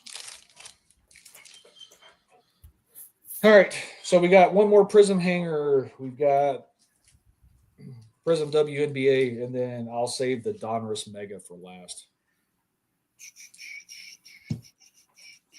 I don't care who throws it out there. Okay, well, do the other Prism hanger. Do the other Prism. Me as well. Come on, let's see some gold. Let's see a gold Jaden. I'm not asking for much. Let's see a gold Jay Cutler. Come on. Whatever you say.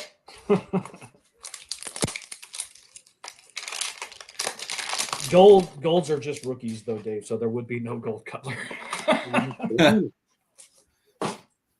Maybe it Good could try, be a buyback, a throwback buyback.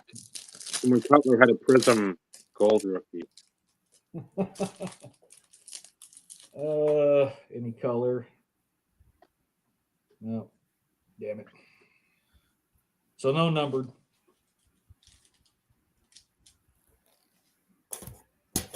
I got a silver rookie. Not who we want, but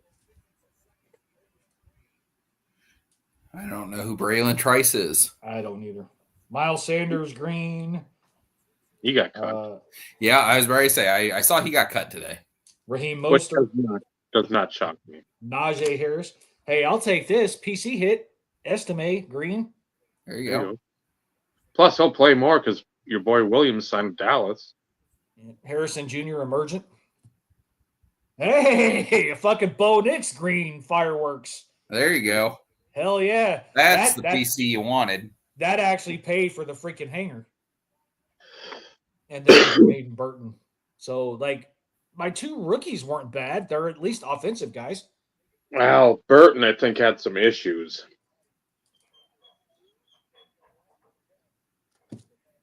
I think he Top loaded too. got a little handsy with his lady friend. There's some domestic encounters. All right, so here we go. WNBA Prism. I just want a base Peyton. Really, Joe? Now, I will say, like, I saw an opening of a blaster box, and somebody did, in fact, pull, I don't know the insert name, but a green Caitlin Clark numbered to 25 autograph out of a blaster. Probably green Pulsar. So, like, huge.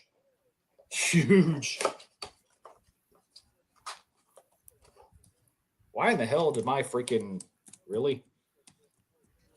My screensaver just came on. Hold on.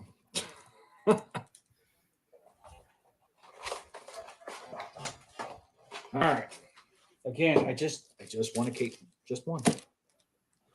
It doesn't have to be anything expensive either. Here we go. Pack one.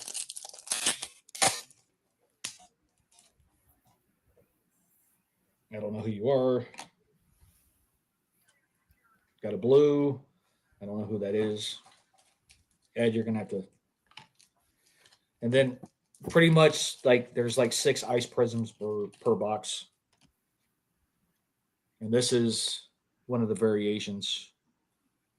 So these are the variations. The action shots are Standard. the standard. Those are just sleep.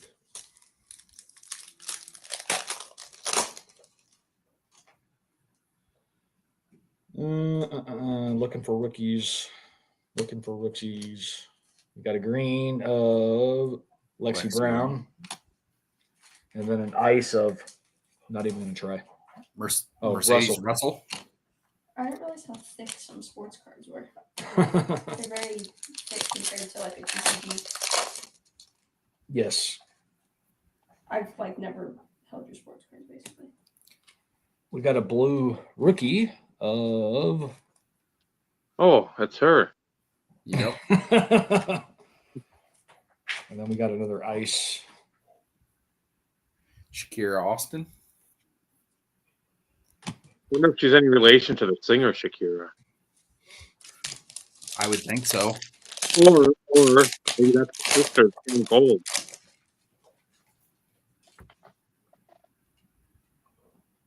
Well, like some of my color at least is rookies. So Kate Martin, I've heard of that name. rookie silver, ice, and then rookie of Kate Martin. Kate Martin. It's a Kate Martin hot. It's a Kate Martin hot box. That's Caitlin I Clark, know. teammate. Yeah, that's Ed's girl.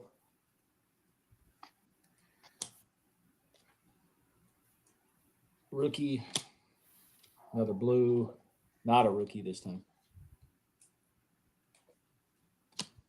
And then Nancy Lieberman, ice. There you go. All right, last pack. Good luck.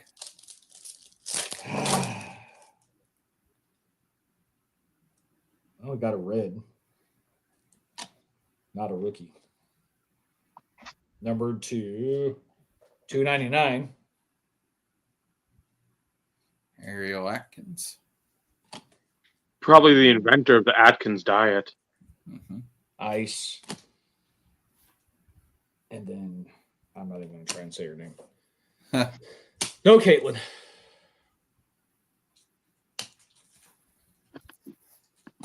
Well, damn.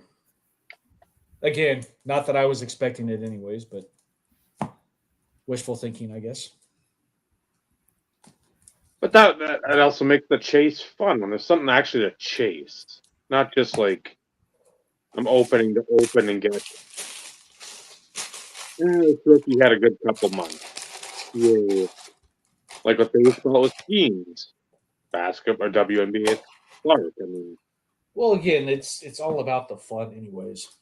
well, yeah. That's always nice when you got something the fun adds or you gotta chase to the fun. Yeah, the only thing that sucks is like normally I do really good when it's in after hours. Mm-hmm. During the show, I don't do shit. Does the number do the top order? Yes, please. I had a feeling. So everybody claims these to be like the product of the year. I've seen a shit ton of this stuff opened. Oh, it might be. Sorry. Try this. So here we Back go. up. Back up, please. Good luck to me. Good luck. Good luck. And yes, I'm going to cheat and see because I've seen enough of this opened. I know where everything is. Jacoby Myers green. Talk about a throwback. Oh, the 93, 94. Oh, and of course, first pack has got to be one of my Reds. Jameer Thrash. Garbage. Ricky Pearsall is the rookie. He got shot. That was bad. All sleeves. So 2 reds and 4 pinks is what you get on the optics per box. Roquan Smith, green. Tony Plomo, Gridiron Kings. This ain't bad. White hot rookies. JJ. That gets a top loader. Pink, Jacob Cowing. And then, hey, another PC rookie hit, Troy Franklin.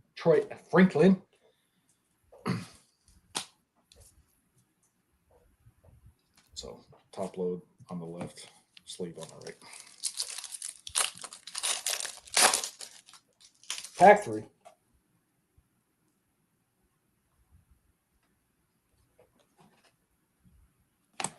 Oh, can I fucking burn this? No, come on now. These are supposedly these are short prints. That's a top loader. Bucky Irving on the pink. That one's not bad. No, he's a solid one. Yep. Jamar Thrash on the rookie. And an expired kid reporter card. Oh, damn it. All right, 3 packs left.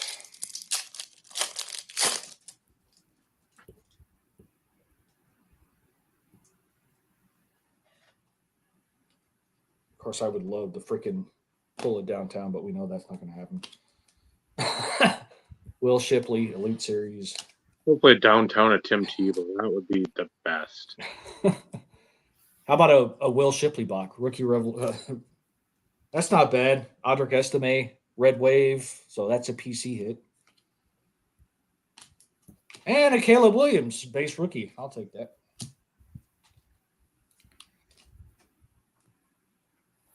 Not that it's super expensive or pays for this box, because I technically paid over retail for these, but I wanted a couple just to sit on them. Christian Watson, green. Infirmary edition. Roman Yeah. Wilson. Devin Leary, pink. Woohoo. And Malik Washington on the rookie. This is probably one of the weaker boxes.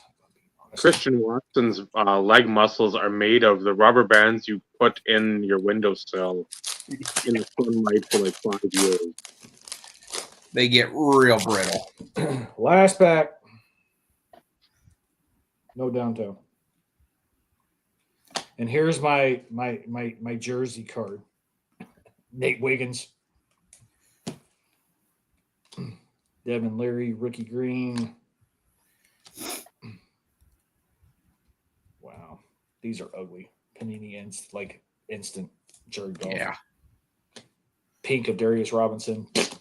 And Peyton Wilson on the rookie.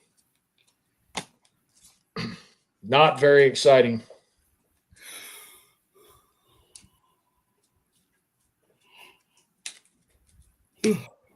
Except, I can't complain about that, though. Rookie checklist is 100 cards to pull a Red Wave rookie of my PC. I can't complain too much. No. But that's everything. I was hoping for a monster, but it was still fun as shit. Plus, you got some Broncos. Nothing about. Yep. Yeah. You got that Bo Nix parallel. Yeah. I did. Yeah, all in all, I'm not complaining.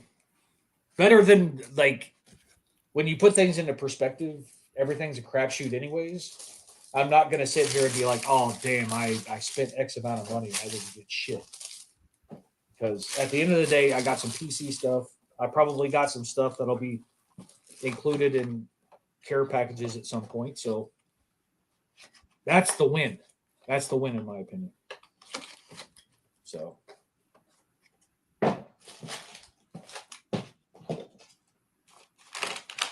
That was fun. Out of all of it, I think the freaking Monopoly Prism was probably the best. One numbered parallel and a total of 4 parallels per box. Not too bad if you ask me. Yeah. Oh, because I can imagine the hobby, yeah, you might get a couple more, but it's not going to be like a significant amount. Where you're getting every pack a numbered parallel or whatever.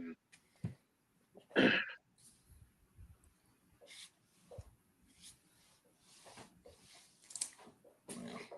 At least got one of the top quarterbacks though too in the base rookie. Again, it's not about resale and not about value, but out of everything I opened though, this is all the inserts and the rookies and the parallels. And it's not like I opened a crap ton of stuff either. I opened five things. My stack of inserts, parallels, that type of rookies is almost as big as my base. Mind you, like top loaders kind of help, but still. When your stacks are almost even, considering that's like a good thing. That's always a plus.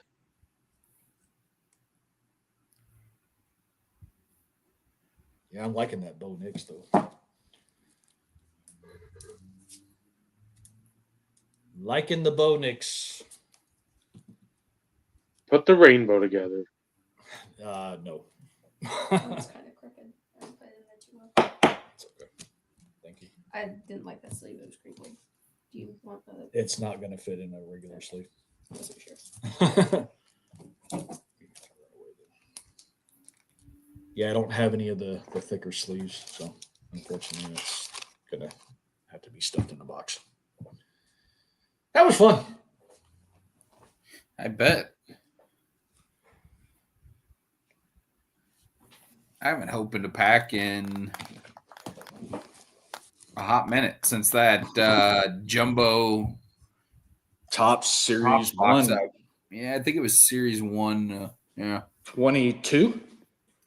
That sounds correct. Because it was Julio's rookie year. Yes. Yes. Or was it? I can't remember. I can't remember either. I think it was. Well, because I know you ended up getting one of them that.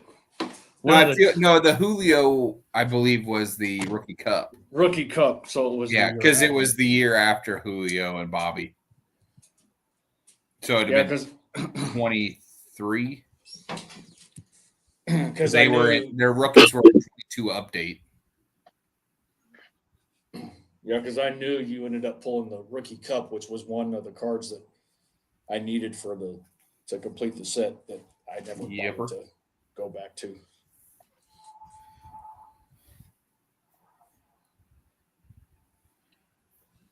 I will say, like, I'm still going to be on the hunt for more Prism WNBA because I want to sit on more. Because WNBA Prism blasters have numbered parallels, including a 101 version in retail. And anytime you have serial number and especially like case hits and or 101 potential, it's always worth there's resale value. Of course, it diminishes over time if somebody pulls, the Caitlin 101. But again, one of the variation Caitlin 101 finite was pulled out of a retail box within the last day or so. Yeah, that's huge. Yeah, I would definitely sell that. Yes. Yes. 100%. No ifs, ands, buts about it.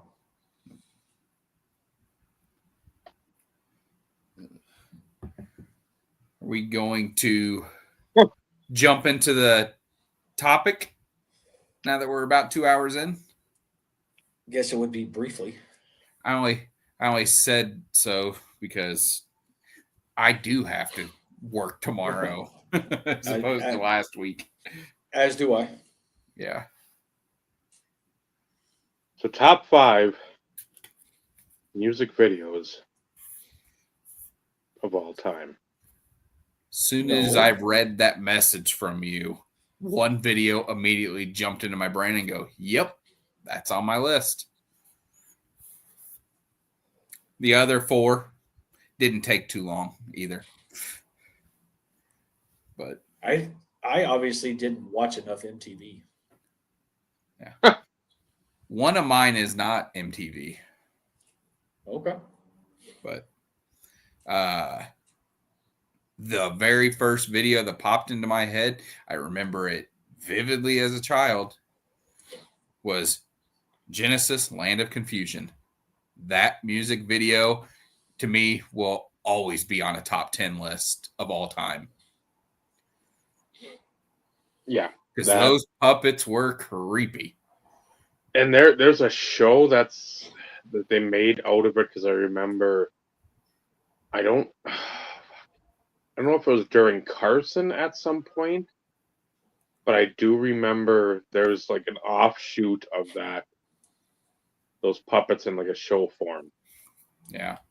Which, again, that's right up my alley. I mean, I love Muppets. I love the Jim Henson Studios. I don't believe they're Jim Henson. I haven't looked into it, but I love anytime you can get likeness and movement that actually looks, and even if it's not, if it's really campy horror, like cringeworthy, it's puppets. Anything puppet, ventriloquism stuff. I mean, it's just, I buy it quickly.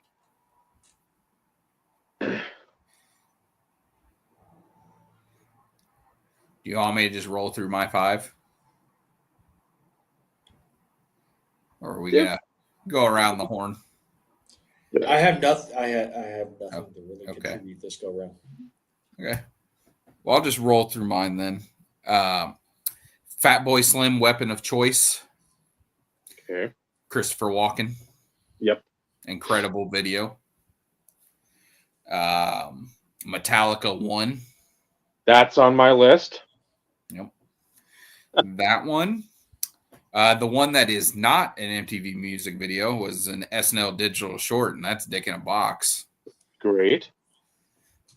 I almost put Lonely Island on there with Jizz in My Pants because, again, classic. And then the 5th and final one for me, it's just one of the most haunting videos, and that's Johnny Cash's Hurt. Yep. Okay. He dies, 2 months later? I mean, after it's actually like after it's released. Yeah, because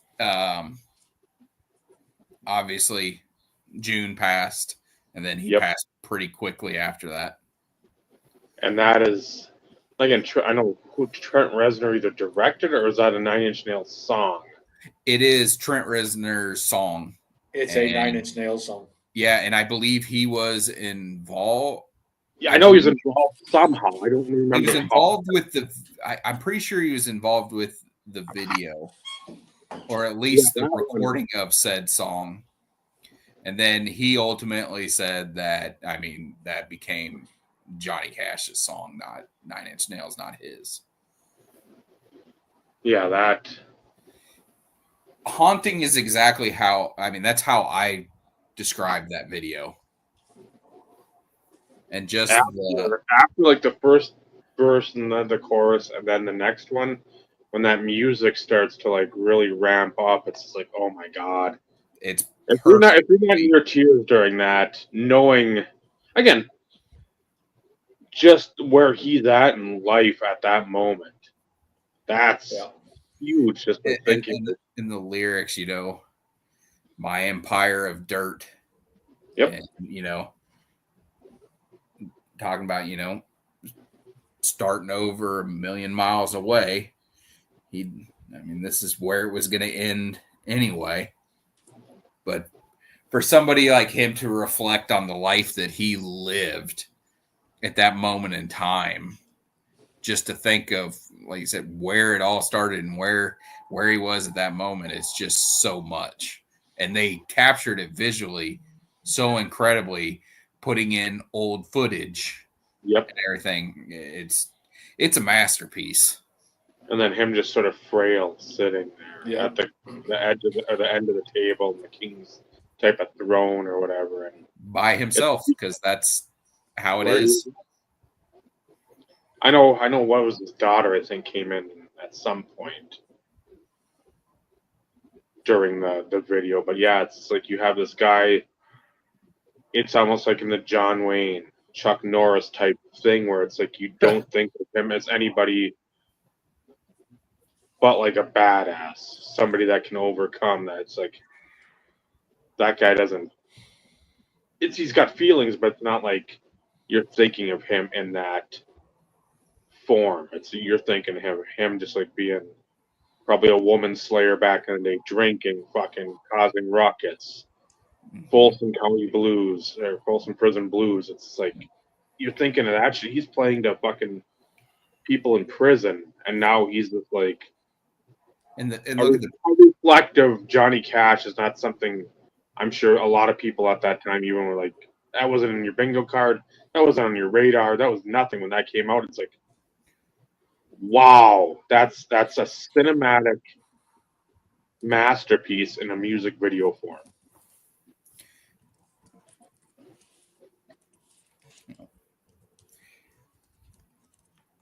Yep, that was for sure going to be on my list.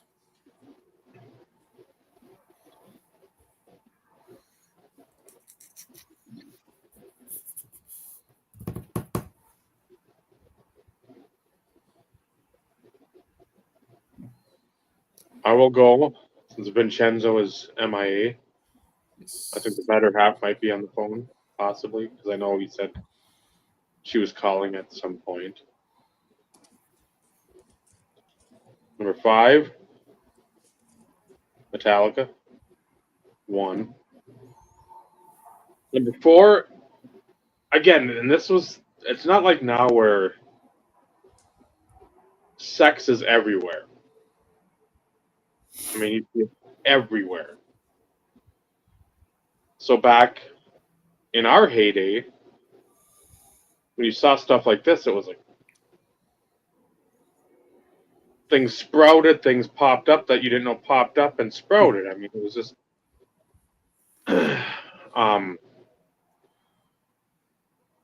what is it? The White Wedding, or not White Wedding? What's the? I can't think of the Billy Idol one. I've got White Wedding down. I don't think it's White Rebel Wedding. Yell?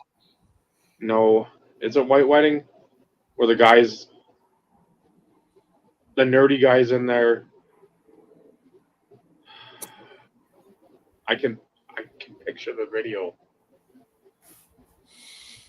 And the girl's like crawling on the floor after like she spills wine on her shirt and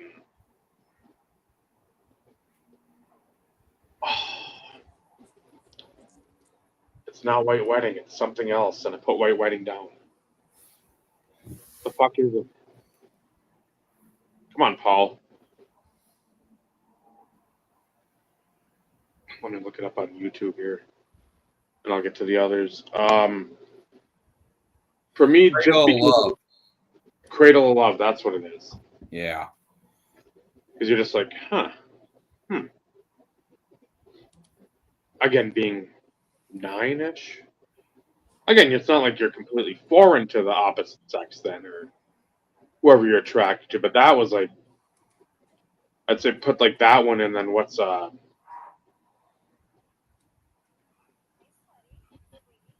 one Tawny Katane was in? Spreading Eagle on the. Oh yeah, that was White Snake. That would have been another one. Like, man, I don't see that very often, so it has to be something interesting. That was Here I Go Again on My Own. Number 3 for the visuals, because it was just so weird. Bjork, Human Nature. Yeah. Just She is something. because that just, again, I still remember the moth to the flame in the cabin. I remember the big bear chasing her through the woods. The nighttime, it just was, again, not music I'd listen to, but on like 120 minutes and that would pop on and like I'll watch it because it's just, what the fuck am I watching? This isn't anything I've seen before. Number 2, it would not be a list without Guns N' Roses, November Rain. That's always going to be one of my That's a good favorites. one. That's an epic. And it's going to be a cop-out for number 1, but it's the one that I think anybody can instantly remember. It's something I loved when you had the full version with, I think it's Vincent Price doing like the talking during it, and that's Michael Jackson, Thriller. when you get the whole, what is it, like a 12-minute or 15-minute video? Yeah. The whole shebang is so good. I mean, just to see the makeup, the choreography, just the setting, everything, that's, for me, that's the perfect video, and it always will be. I don't care if people hate Michael Jackson or not. That is, Yeah. like, Well, when I was gonna say, like you mentioned earlier, Michael Jackson videos were an event. They became a thing. They were world premieres. And I remember, because you mentioned black and white, it almost made my list just because we watched that premiere as a family. Yeah. Who my mom and dad couldn't give one shit less about Michael Jackson. But we sat down and watched it because there was a giant build up to it. And it was an incredible video. Yeah, a lot of his stuff. It's just great cinematography, like the thought process. Again, some of them are like Beat It. That's probably my favorite video of all time. This stuff here is stuff that I remember more vividly. Beat It, I love the song. I mean, I will sit there and try to mimic the actions of Michael Jackson with the EMS personnel over here because it's gonna be needed. But just like Thriller, it's just like I can sit there.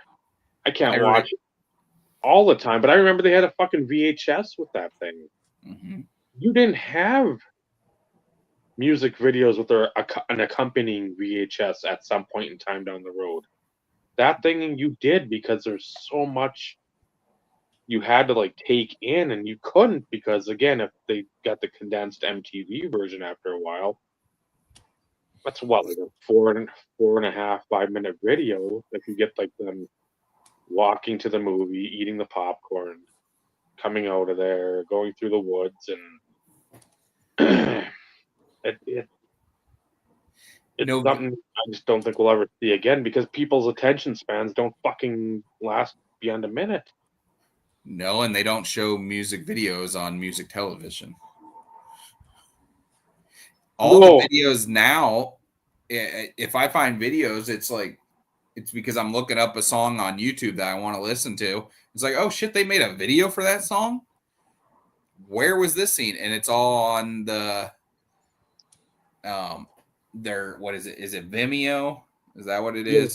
The Vimeo or whatever. Yeah, the super high quality videos. Because one of my favorite albums that's come out in the last, I don't even want to say 10, 15 years because it might even be longer than that. I can't remember. But I loved the Eminem Recovery album. And he has some incredible music videos that came from that album.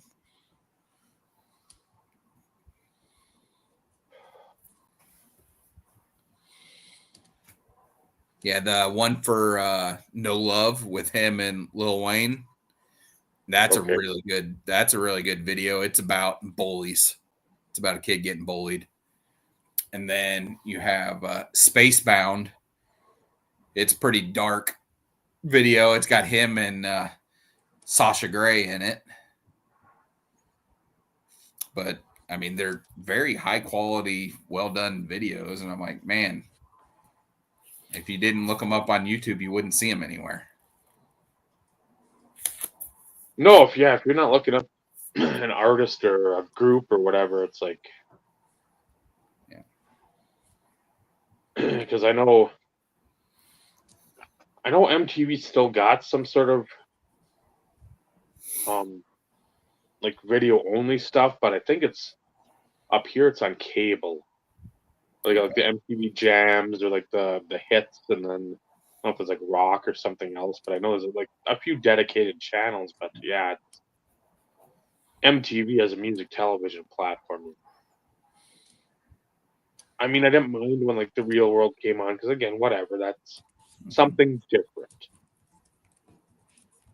But I don't need road rules. I don't need like a challenge. I don't need fucking the dating game with like what Jenny McCarthy and Chris Hardwick, Singled Out. Yep, Singled Out. That wasn't bad, but again, it's like then you start getting away from music. TRL, that's basically all you had by then. So, I watch TRL almost every day coming home from school. yep, you wanted to see where was Limp Bizkit, where was Korn, where were they at, instead of Backstreet, Mandy Moore, Aguilera, Britney. It's like, is there anybody gonna like disrupt the fucking pop bubble? Right. Yep. And then that was another place too where it's like, okay, Green Day's got a new song or whatever, and like, we're gonna premiere it here. So you're And they play excited, live in studio. which again, nobody wants to do anymore unless you go to a concert. Yeah. Yep. Yeah, TRL was a huge deal. You know, but Carson Daly hosts what? Is that The Voice? Yes. Yes, he's on The Voice. He's still probably as vanilla as he was back then. Oh, yeah. That didn't change. My mom watches it. It's like my mom watches literally every episode of The Voice. They're on season 20 something. She cannot even name last year's winner. I do that to her all the time because she watches it all the time, and because it comes on Mondays and Tuesdays, and I'm over there on Mondays, and she's like, "Well, at 7 we'll be watching The Voice." I go, "Who won last year?" She goes, "That's not the point." Like, it is because It's a competition show. You should know who won. yeah, I can remember like for some of them idols like Adam Lambert, Scotty McCreery, Daughtry was like fifth, Ruben Studdard, Fantasia, Underwood, Clarkson, that stupid old guy. Oh god, I can picture him. Yeah, He who looked was that guy? I can't remember. Oh, I know who you're talking about.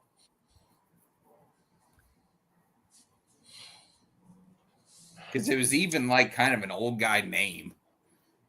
and he looked like he was 40. Yeah.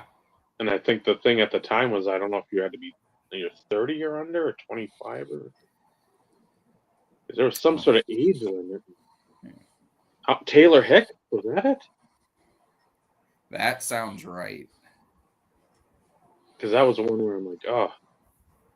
It's like that was like the first year I didn't really watch. Because I'm like, after the Sanjaya thing, he kept getting like voted on, and it's like, dude, this guy can't fucking like talk without making you want to beat the piss out of him. Yeah. Like, And no. now Carrie Underwood came back as a judge. This year she's on American Idol. Tristan and I watched something. There's some guy in like this woman's music class that sang like a song about her dead son, or like her son died, and that became my issue whenever I would see little clips of these shows. I'm like, why does every contestant have to have a sad sob story? I mean, seriously, they purposely picked these people because they wanted to exploit that story of them.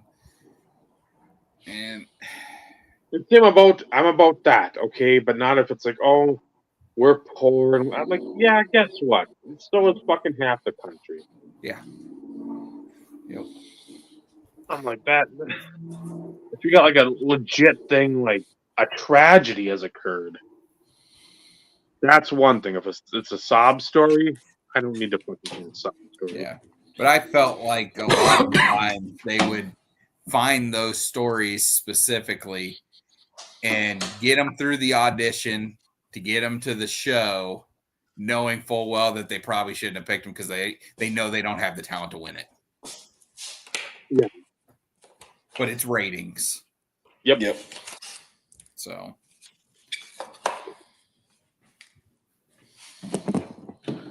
Same thing with America's Got Talent. Yeah. The only difference is it's not completely singing and stuff. But I don't think singing should be allowed on that show. There's enough singing shows out there. Let this one be some other kind of talent. Yeah, because I'm sure there's like a state idol or whatever. What the X Factor I think is over there. Mm-hmm. And again, I don't know if the X Factor is magic tricks and bullshit like that too, but Yeah. it's like have singing for singing. You don't want to. If there's and- a kid. There's a kid that did the. I think on one of those. I don't know if it's America's Got Talent. No, it must have been the one in Europe or England. The X Factor. Britain's Got Talent. Where Cowell was on there, and again, I don't know these other people at all. But he was like an 11-year-old kid that was just fucking wailing an electric guitar, and I'm like, that shit's fucking cool. Yes. That I mean, I can air guitar like that. I couldn't even fucking dream of playing like changing from like one song, then stopping quick, then going to the next song, then stopping, then doing another. It's like, and all because his granddad said, "Hey, here's a guitar." Well, and one of the things I had an issue with it was America's Got Talent in the last couple years. They've had 2 acts on there that have gotten very far into it, and I'm like, these people are already famous and successful. Why are they on this show trying to break it? One of them being comedian Josh Blue, who I saw in 2010 or 2011 at a comedy club in Columbia. And he had already had specials at that point. He was on Last Comic Standing, but they had him on America's Got Talent. And it's all about winning that headlining show in Vegas, though. That's the big deal. And there was a monster band who had a residency in Vegas. Steel Panther was on America's Got Talent. And I'm like, number one, they can't play any of their actual real songs. No. I love Steel Panther. I've seen them live 3 different times. They're incredible. They've been successful for quite a long time. The only reason they were on there was because, well, and this was where they kind of told on themselves. Sofia Vergara is one of the judges. She hired them for her husband's birthday party in the like a year or 2 prior to being on the show. It's like you just said they were already famous. Yeah, and then they didn't win, which I knew they couldn't because none of their songs are clean. No. So they're going to have to do covers of other people's stuff or write new material that isn't really them.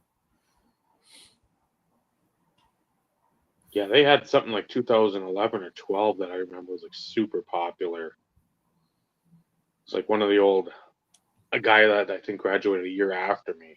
Mm-hmm. With wrestling buddies, he was like huge Steel Panther. He's like, you gotta listen to this shit. This is fucking great. Like it reminds me of like 80s glam rock. Yeah, that's exactly what they are. And they just don't use innuendos that they used in the hair metal songs. They just told you exactly what they were saying. And it's amazing because you had Glory Hole, Asian Hooker, Gang Bang at the Old Folks Home. These are all titles to their songs. And they're amazing. Michael Winslow was on America's Got Talent too. Yeah, he doesn't need to be on there. That dude was famous before I was born. But it was like he had his time and then he pretty much disappeared. So like I could see some of them, I guess I'll call it losing fame and trying to have somewhat of a resurgence because, Michael Winslow was fucking phenomenal. Oh yeah, he's incredibly talented. So it was cool to see him, but it's like, dude, like I remember you from Police Academy. Like I know who the fuck you are. Yeah. Dude, you did 9 of those. You said Michael Winslow? Yeah. Okay, he was on there, but was Carl Winslow on there? No. Carl should have been. Was not on there. Yeah, I love me some Family Matters. He should have won it. Yeah. For dealing with Urkel all the time. Yep. And he lived with his mother-in-law. Oh. Or actually, it might have been his mom. I can't remember which. No, it was his mom was because his it was mom. Mama Winslow. Yep, it was his mom. Yep. And then his sister-in-law.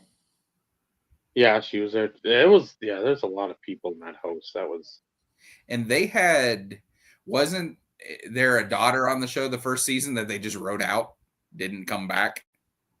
see, I don't remember watching a Yeah. lot that first season. I remember Laura and I remember Eddie. Yeah, there was Yep. another sister. Yes, younger sister. Yep. Yep, that they wrote out of the show. Just never mentioned it again. Just didn't have Pigtails? Did she have like pigtails a lot? Yes. Or- Yeah, she had And maybe the braid. She had pigtails, sometimes braided, but with the big balls. Yep. Yeah. Yeah, okay. Yep. I was thinking, that one, when she was annoying, that's why she got written out. Yeah. They dropped her off at the adoption house. And Steve Urkel was only supposed to be like on 1 or 2 episodes, and the audience reaction and the ratings to it were like, okay, well, we're going to make him a permanent fixture of it now. And now he's going to become the main character. Yep. Yeah, that fucked up his voice too. Long Yep. term. Yep. Yep. Julia White. And like, if I'm not mistaken, it ended on a cliffhanger. The entire fucking show ended on a cliffhanger. Did it really? I can't remember. Because the last episode I remember seeing, now mind you, because there was a time in which I watched a shit ton of the reruns too, because like I love Family Matters. Yep. But it was right, I want to say right before him and Laura's wedding. Okay. He ended up, his invention won him a chance to go into space. So like he went into space, tested his invention, some major shit happened or whatever. And it was like, it kind of ended with her basically saying, like, come home to me. And then I don't think that there was another episode after that. Okay. So like you have no idea what happened. You don't know if he actually made it back. You don't know if they got married. Like it ended. Don't hold me to that. But I swear, anytime I would watch it through the end, after that episode, it went all the way back to season 1, episode 1. Oh man. I'll have to check that out. It's been so long since I watched it. I just know that was one of those shows I would watch quite often. TGIF. Yep. I loved it. I mean, it just, of course, it's got some tragedy to it though too, because it wasn't all lighthearted. They had some heavy episodes. Yep. Well, and you had Steve's girlfriend, whatever, and I can't remember the actress, but like she died like at a fairly young age. Yeah, I can picture her.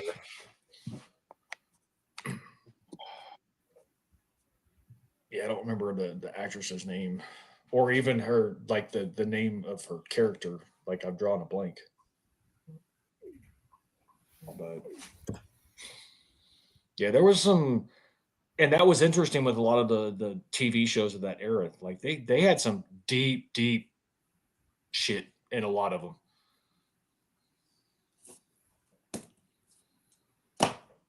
Yeah, Same thing with Fresh Prince. Well, yeah, you had some of the shit that was like, oh no, it's real deep, and it's like the family ties stuff, like, oh, you're cheating on like a paper. It's like, no, this was fucking like, and again, not drug use, and you're taking fucking caffeine pills with Jesse Spano on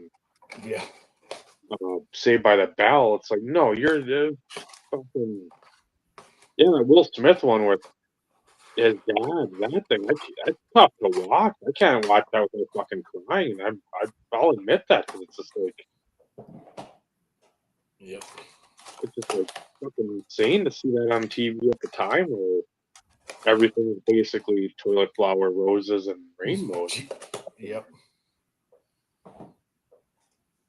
Yeah, it was.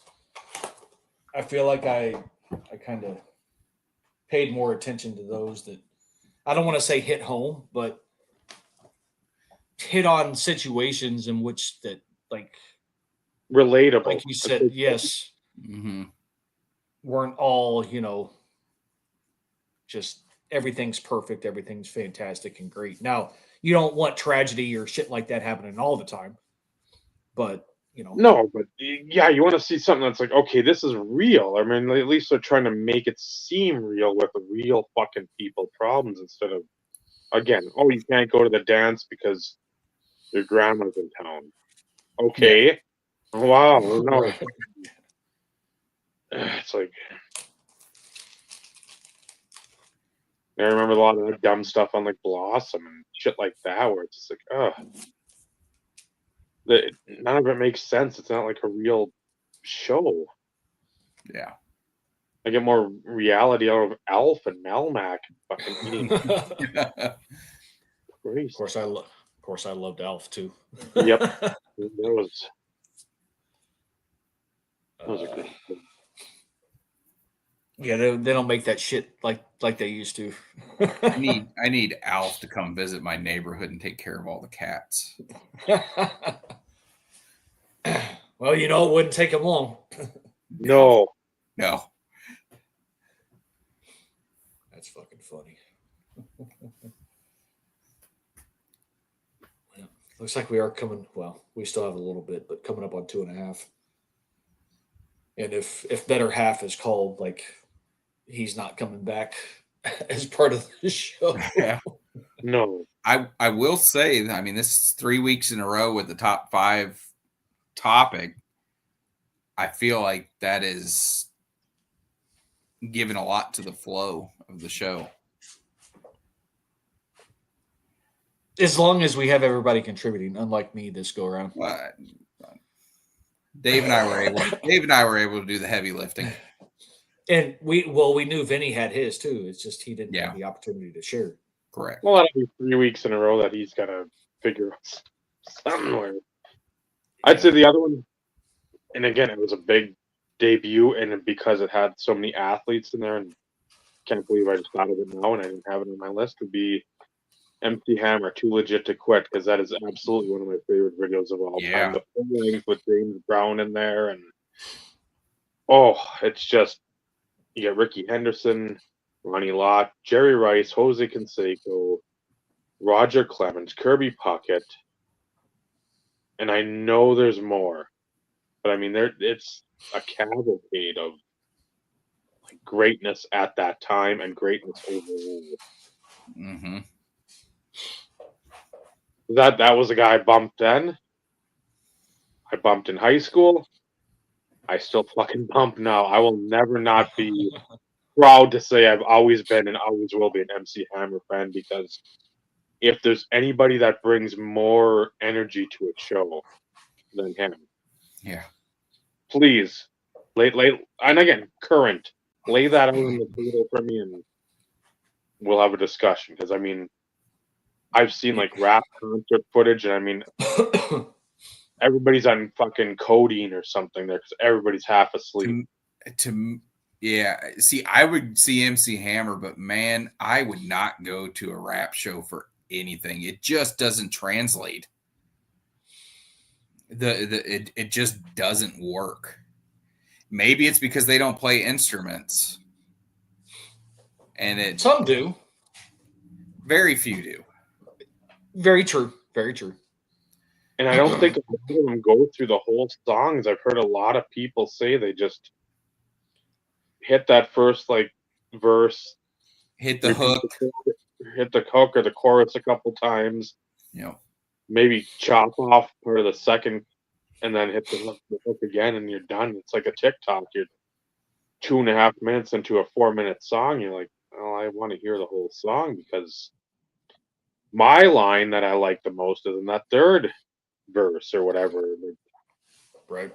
So that would be, I just have a hard time even considering going to like a rap concert. I've been to the one, and that was Soulja Boy in 2009, 8 or 9. It might have been 8. Superman that hoe. $12 at the UMD spring break thing. They had for a few years. They had people coming there for dirt cheap, and when I saw it was Soulja Boy, I'm like, how much a ticket? $12, 16 with tax. So my brother said, you're driving down there and you're gonna enjoy some Soulja Boy for the evening. if nothing else, it'll be good to see whatever the hell's going on there because we're going to be the oldest two in the crowd. So, got to hear what he had the kitchen, the phone, the crank that. God, there's one other one. The turn my swag on. That was another one too. And like, if I can hear 3 songs and that's $15, and like, again, just to say that I saw Soldier Boy. He was very popular music choice in one of the strip clubs in Oklahoma that I was at back in the day. There was a lot of Soldier Boy being played. Yeah. Speaking of MC Hammer, though, if you haven't had a chance to go see him and Psy at the Emmys, the Grammys, or whatever it is, even at because like he was pushing, I think, close to 60 or some shit, and he was still fucking bringing it like he did in his prime. Oh, I remember. I watched that live because I remember Psy was going to be on there, and I'm like, I want to see this. And I didn't watch it live. But I every once in a while I'll go do the search on YouTube to watch it because, again, MC Hammer being close to 60 years old and still fucking flying like around. Like it was yesterday. It's crazy.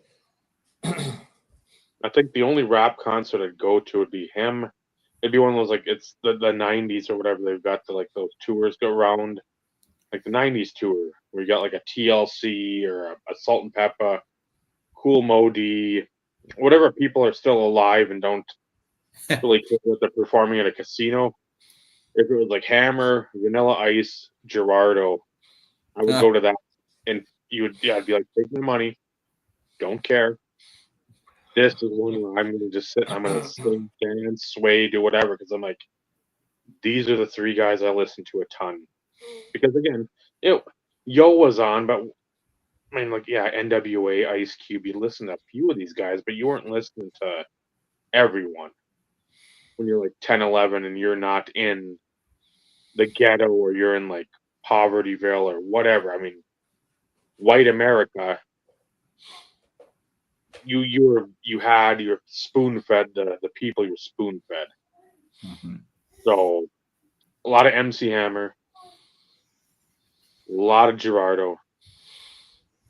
Watched more Vanilla Ice, Ice Ice Baby than I care to admit. That's what I still have a copy of Cool as Ice on VHS at my mother's house. The rat tail killed it for me when he had that. I had a rat tail. Because my best friend at the first house we lived at, he had like the long hair plus the rat tail. So I'm like, oh my god. Yeah. I just had a mullet, so I was not going to grow out a fucking rat tail. I could not. I had a rat tail, and then that became a mullet. He went to the same high school. My wife will not allow me to have either one of them. Yep. We heard it. Yep. Yep. The better half's gone, but we got somebody vocal. You're right. No fucking chance. Yeah. Vanilla Ice went to the same high school as I did. Local boy. Local boy made good. Now he's just a real estate mogul. Yeah, the only issue is like why he decided to come out early on talking about like how he grew up with freaking the boys from 2 Live Crew and everything else, and it didn't take long for all the people in Carrollton, Texas, to say to run to the freaking media and say, no, motherfuckers, Robbie Van Winkle went to fucking this high school. Like, no. Yeah. Yeah. So, yeah. Vanilla Ice, white as rice. Yep, I had Cool as Ice, and then another movie based on hair was Stone Cold with Brian Bosworth. Oh. I thought that was the coolest hair in the world when I saw that movie. I'm like, I want that. Comes out of your 80s, 90s riding the motorcycle through the fog, coming out on the other side. I'm like, this is the greatest thing I've ever seen in my life. That is what cool is. So we thought. I mean, I'm sure there's pictures of me somewhere. I had the mullet, but then I got the up in here like shaved down, and then like the 3 lines. I'm like, badass. Nothing said badass more than the fucking rubber thing in the back of my glasses, so I didn't fucking pop off my head. God. On that note, generic Zubas too. I couldn't even get the fucking real ones. Oh yeah, I didn't have the brand name Zubas. I remember one year when we went school clothes shopping, that was the trend at that time, were those Zubas and hammer pants and everything. And I had multiple outfits with those type of pants and matching shirts. I did too. Yep. Yep. I don't even remember what I had for shirts. Middle school. I was in elementary. Just junk. I look back and I equate it to today, where all the kids seem to wear fucking sweatpants. I said at least we had some color to our shit. You guys are all like muted nothing colors. Yeah. I'm like, you would have got the shit kicked out of you in high school, like immediately. Like you guys are too poor to afford jeans. Okay, this ain't sweatpants time. Again, not saying that I had a ton of money or was wearing Jabots and fucking Cavaricis and all this other cool shit. Don't lie, Dave. We know you. There was no guess at Z Cavarici in my wardrobe. No. Now, not in mine either. My dad, on the other hand, he wore that. My dad, looking back on it now, it's like my dad was kind of a dick. He bought all the good, nice stuff for himself. Yeah. I didn't even have the Reebok pumps. Like I said, I got the Reebok pumps for my football cleats my senior year. Because East Bay had them on sale for like $29.99. Hell yes. I couldn't get the Reebok pumps in '91, so we went to Prangiway and I got the fucking like generic ones that were pretty much just trash shoes. I'm like, and I thought it was cool. I'm like, but that I guess was like the point. If you thought you were cool, you didn't get ripped on too much. But like, I can't afford $100 fucking for a pair of shoes. What the fuck? Yeah, but kids were fucking ugly back in our day, more so than all over fucking style. Now it's for other shit. Heaven forbid, like you shop at Montgomery Ward or Payless Shoe Source to get your shoes. Yep. Oh my god. Like if you like you were fucking dirt poor, even though you weren't technically dirt poor. It's just money conscious because, at least from my perspective, yes, we lived with my grandparents, and my grandparents helped my mom a little bit, but she was a single mom. Yeah. Yep. Like, so this is what was budgeted during the time for fucking school clothes twice a year. School clothes for us were layaway at Walmart and Kmart. Yep. That's how that we would go. We pick out the stuff at the beginning of summer. It would get put on layaway and be able to pay it off by the time the school year started. And when it came to shoes, we went down to the Lake of the Ozarks, to Osage Beach. They had the outlet malls down there. Okay. And you could go down there and get, last year's model or 2 years ago's model for, $30-$40. But by the time I got to middle school and into high school, I started being able to, get the shoes that were being sold at Foot Locker and whatnot. But I was never able to get the ones I truly wanted. No. And until one year, I remember, I'm gonna have to look up the commercial so I can get it right. But it was a King Griffey. It was a pair of King Griffey Jr. Nikes. It wasn't the really cool ones with the big swoosh and the strap with the 24 on it. I wanted those, and I think I've said it before on here. I wanted those so bad, and my parents said no, and my dad bought them for himself right in front of me. Did you punch him in his nuts? I'm sure I cried. I'm sure that was my response. Was I cried? But another few years later, Griffey had these really cool black and white like shoes that looked like a big black and white starburst, and I got a pair of those, and I loved them. That was in middle school, 7th or 8th grade, and then I had a pair of the Nike Zoom Airs that looked like the ones that Barry Sanders and Brett Favre would wear, and Deion Sanders.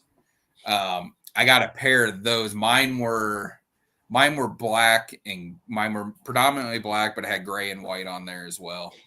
I remember getting those. I loved those shoes, and now I try to go back and try to buy those. I want the Brett Favre ones. I want the green and white ones. Yep. And you can find them. I actually did find a pair of dead stock ones, but the problem with the shoes from that age is the bottom of them were all that clear spike stuff. It's turned yellow. Yep. Oh. And it's all crusty and shit, and yeah, the air pockets or whatever you want to call them, and yeah, they're all brittle and they'll just break. Of course, then again, back in those days, shoes actually were made to last. Yeah. Like you technically didn't have to get new shoes every year because they would last forever, it seemed. I wore the same pair of baseball cleats all throughout high school, and that was playing high school ball and summer rec ball. I had to switch out because I wore metal spikes in high school ball, but summer rec wouldn't allow you to wear metal spikes, so I had the ones that you unscrewed and swapped them out and put plastic ones on there. Okay. Yeah, unfortunately, I had new soccer cleats every year. That's only because my feet grew. Yeah. I feel like it wasn't because they didn't last. I feel like I've kind of worn the same size shoe now for probably close to 25 years, I would guess. I've had to move to the same size but wide. Yeah. If I can find them.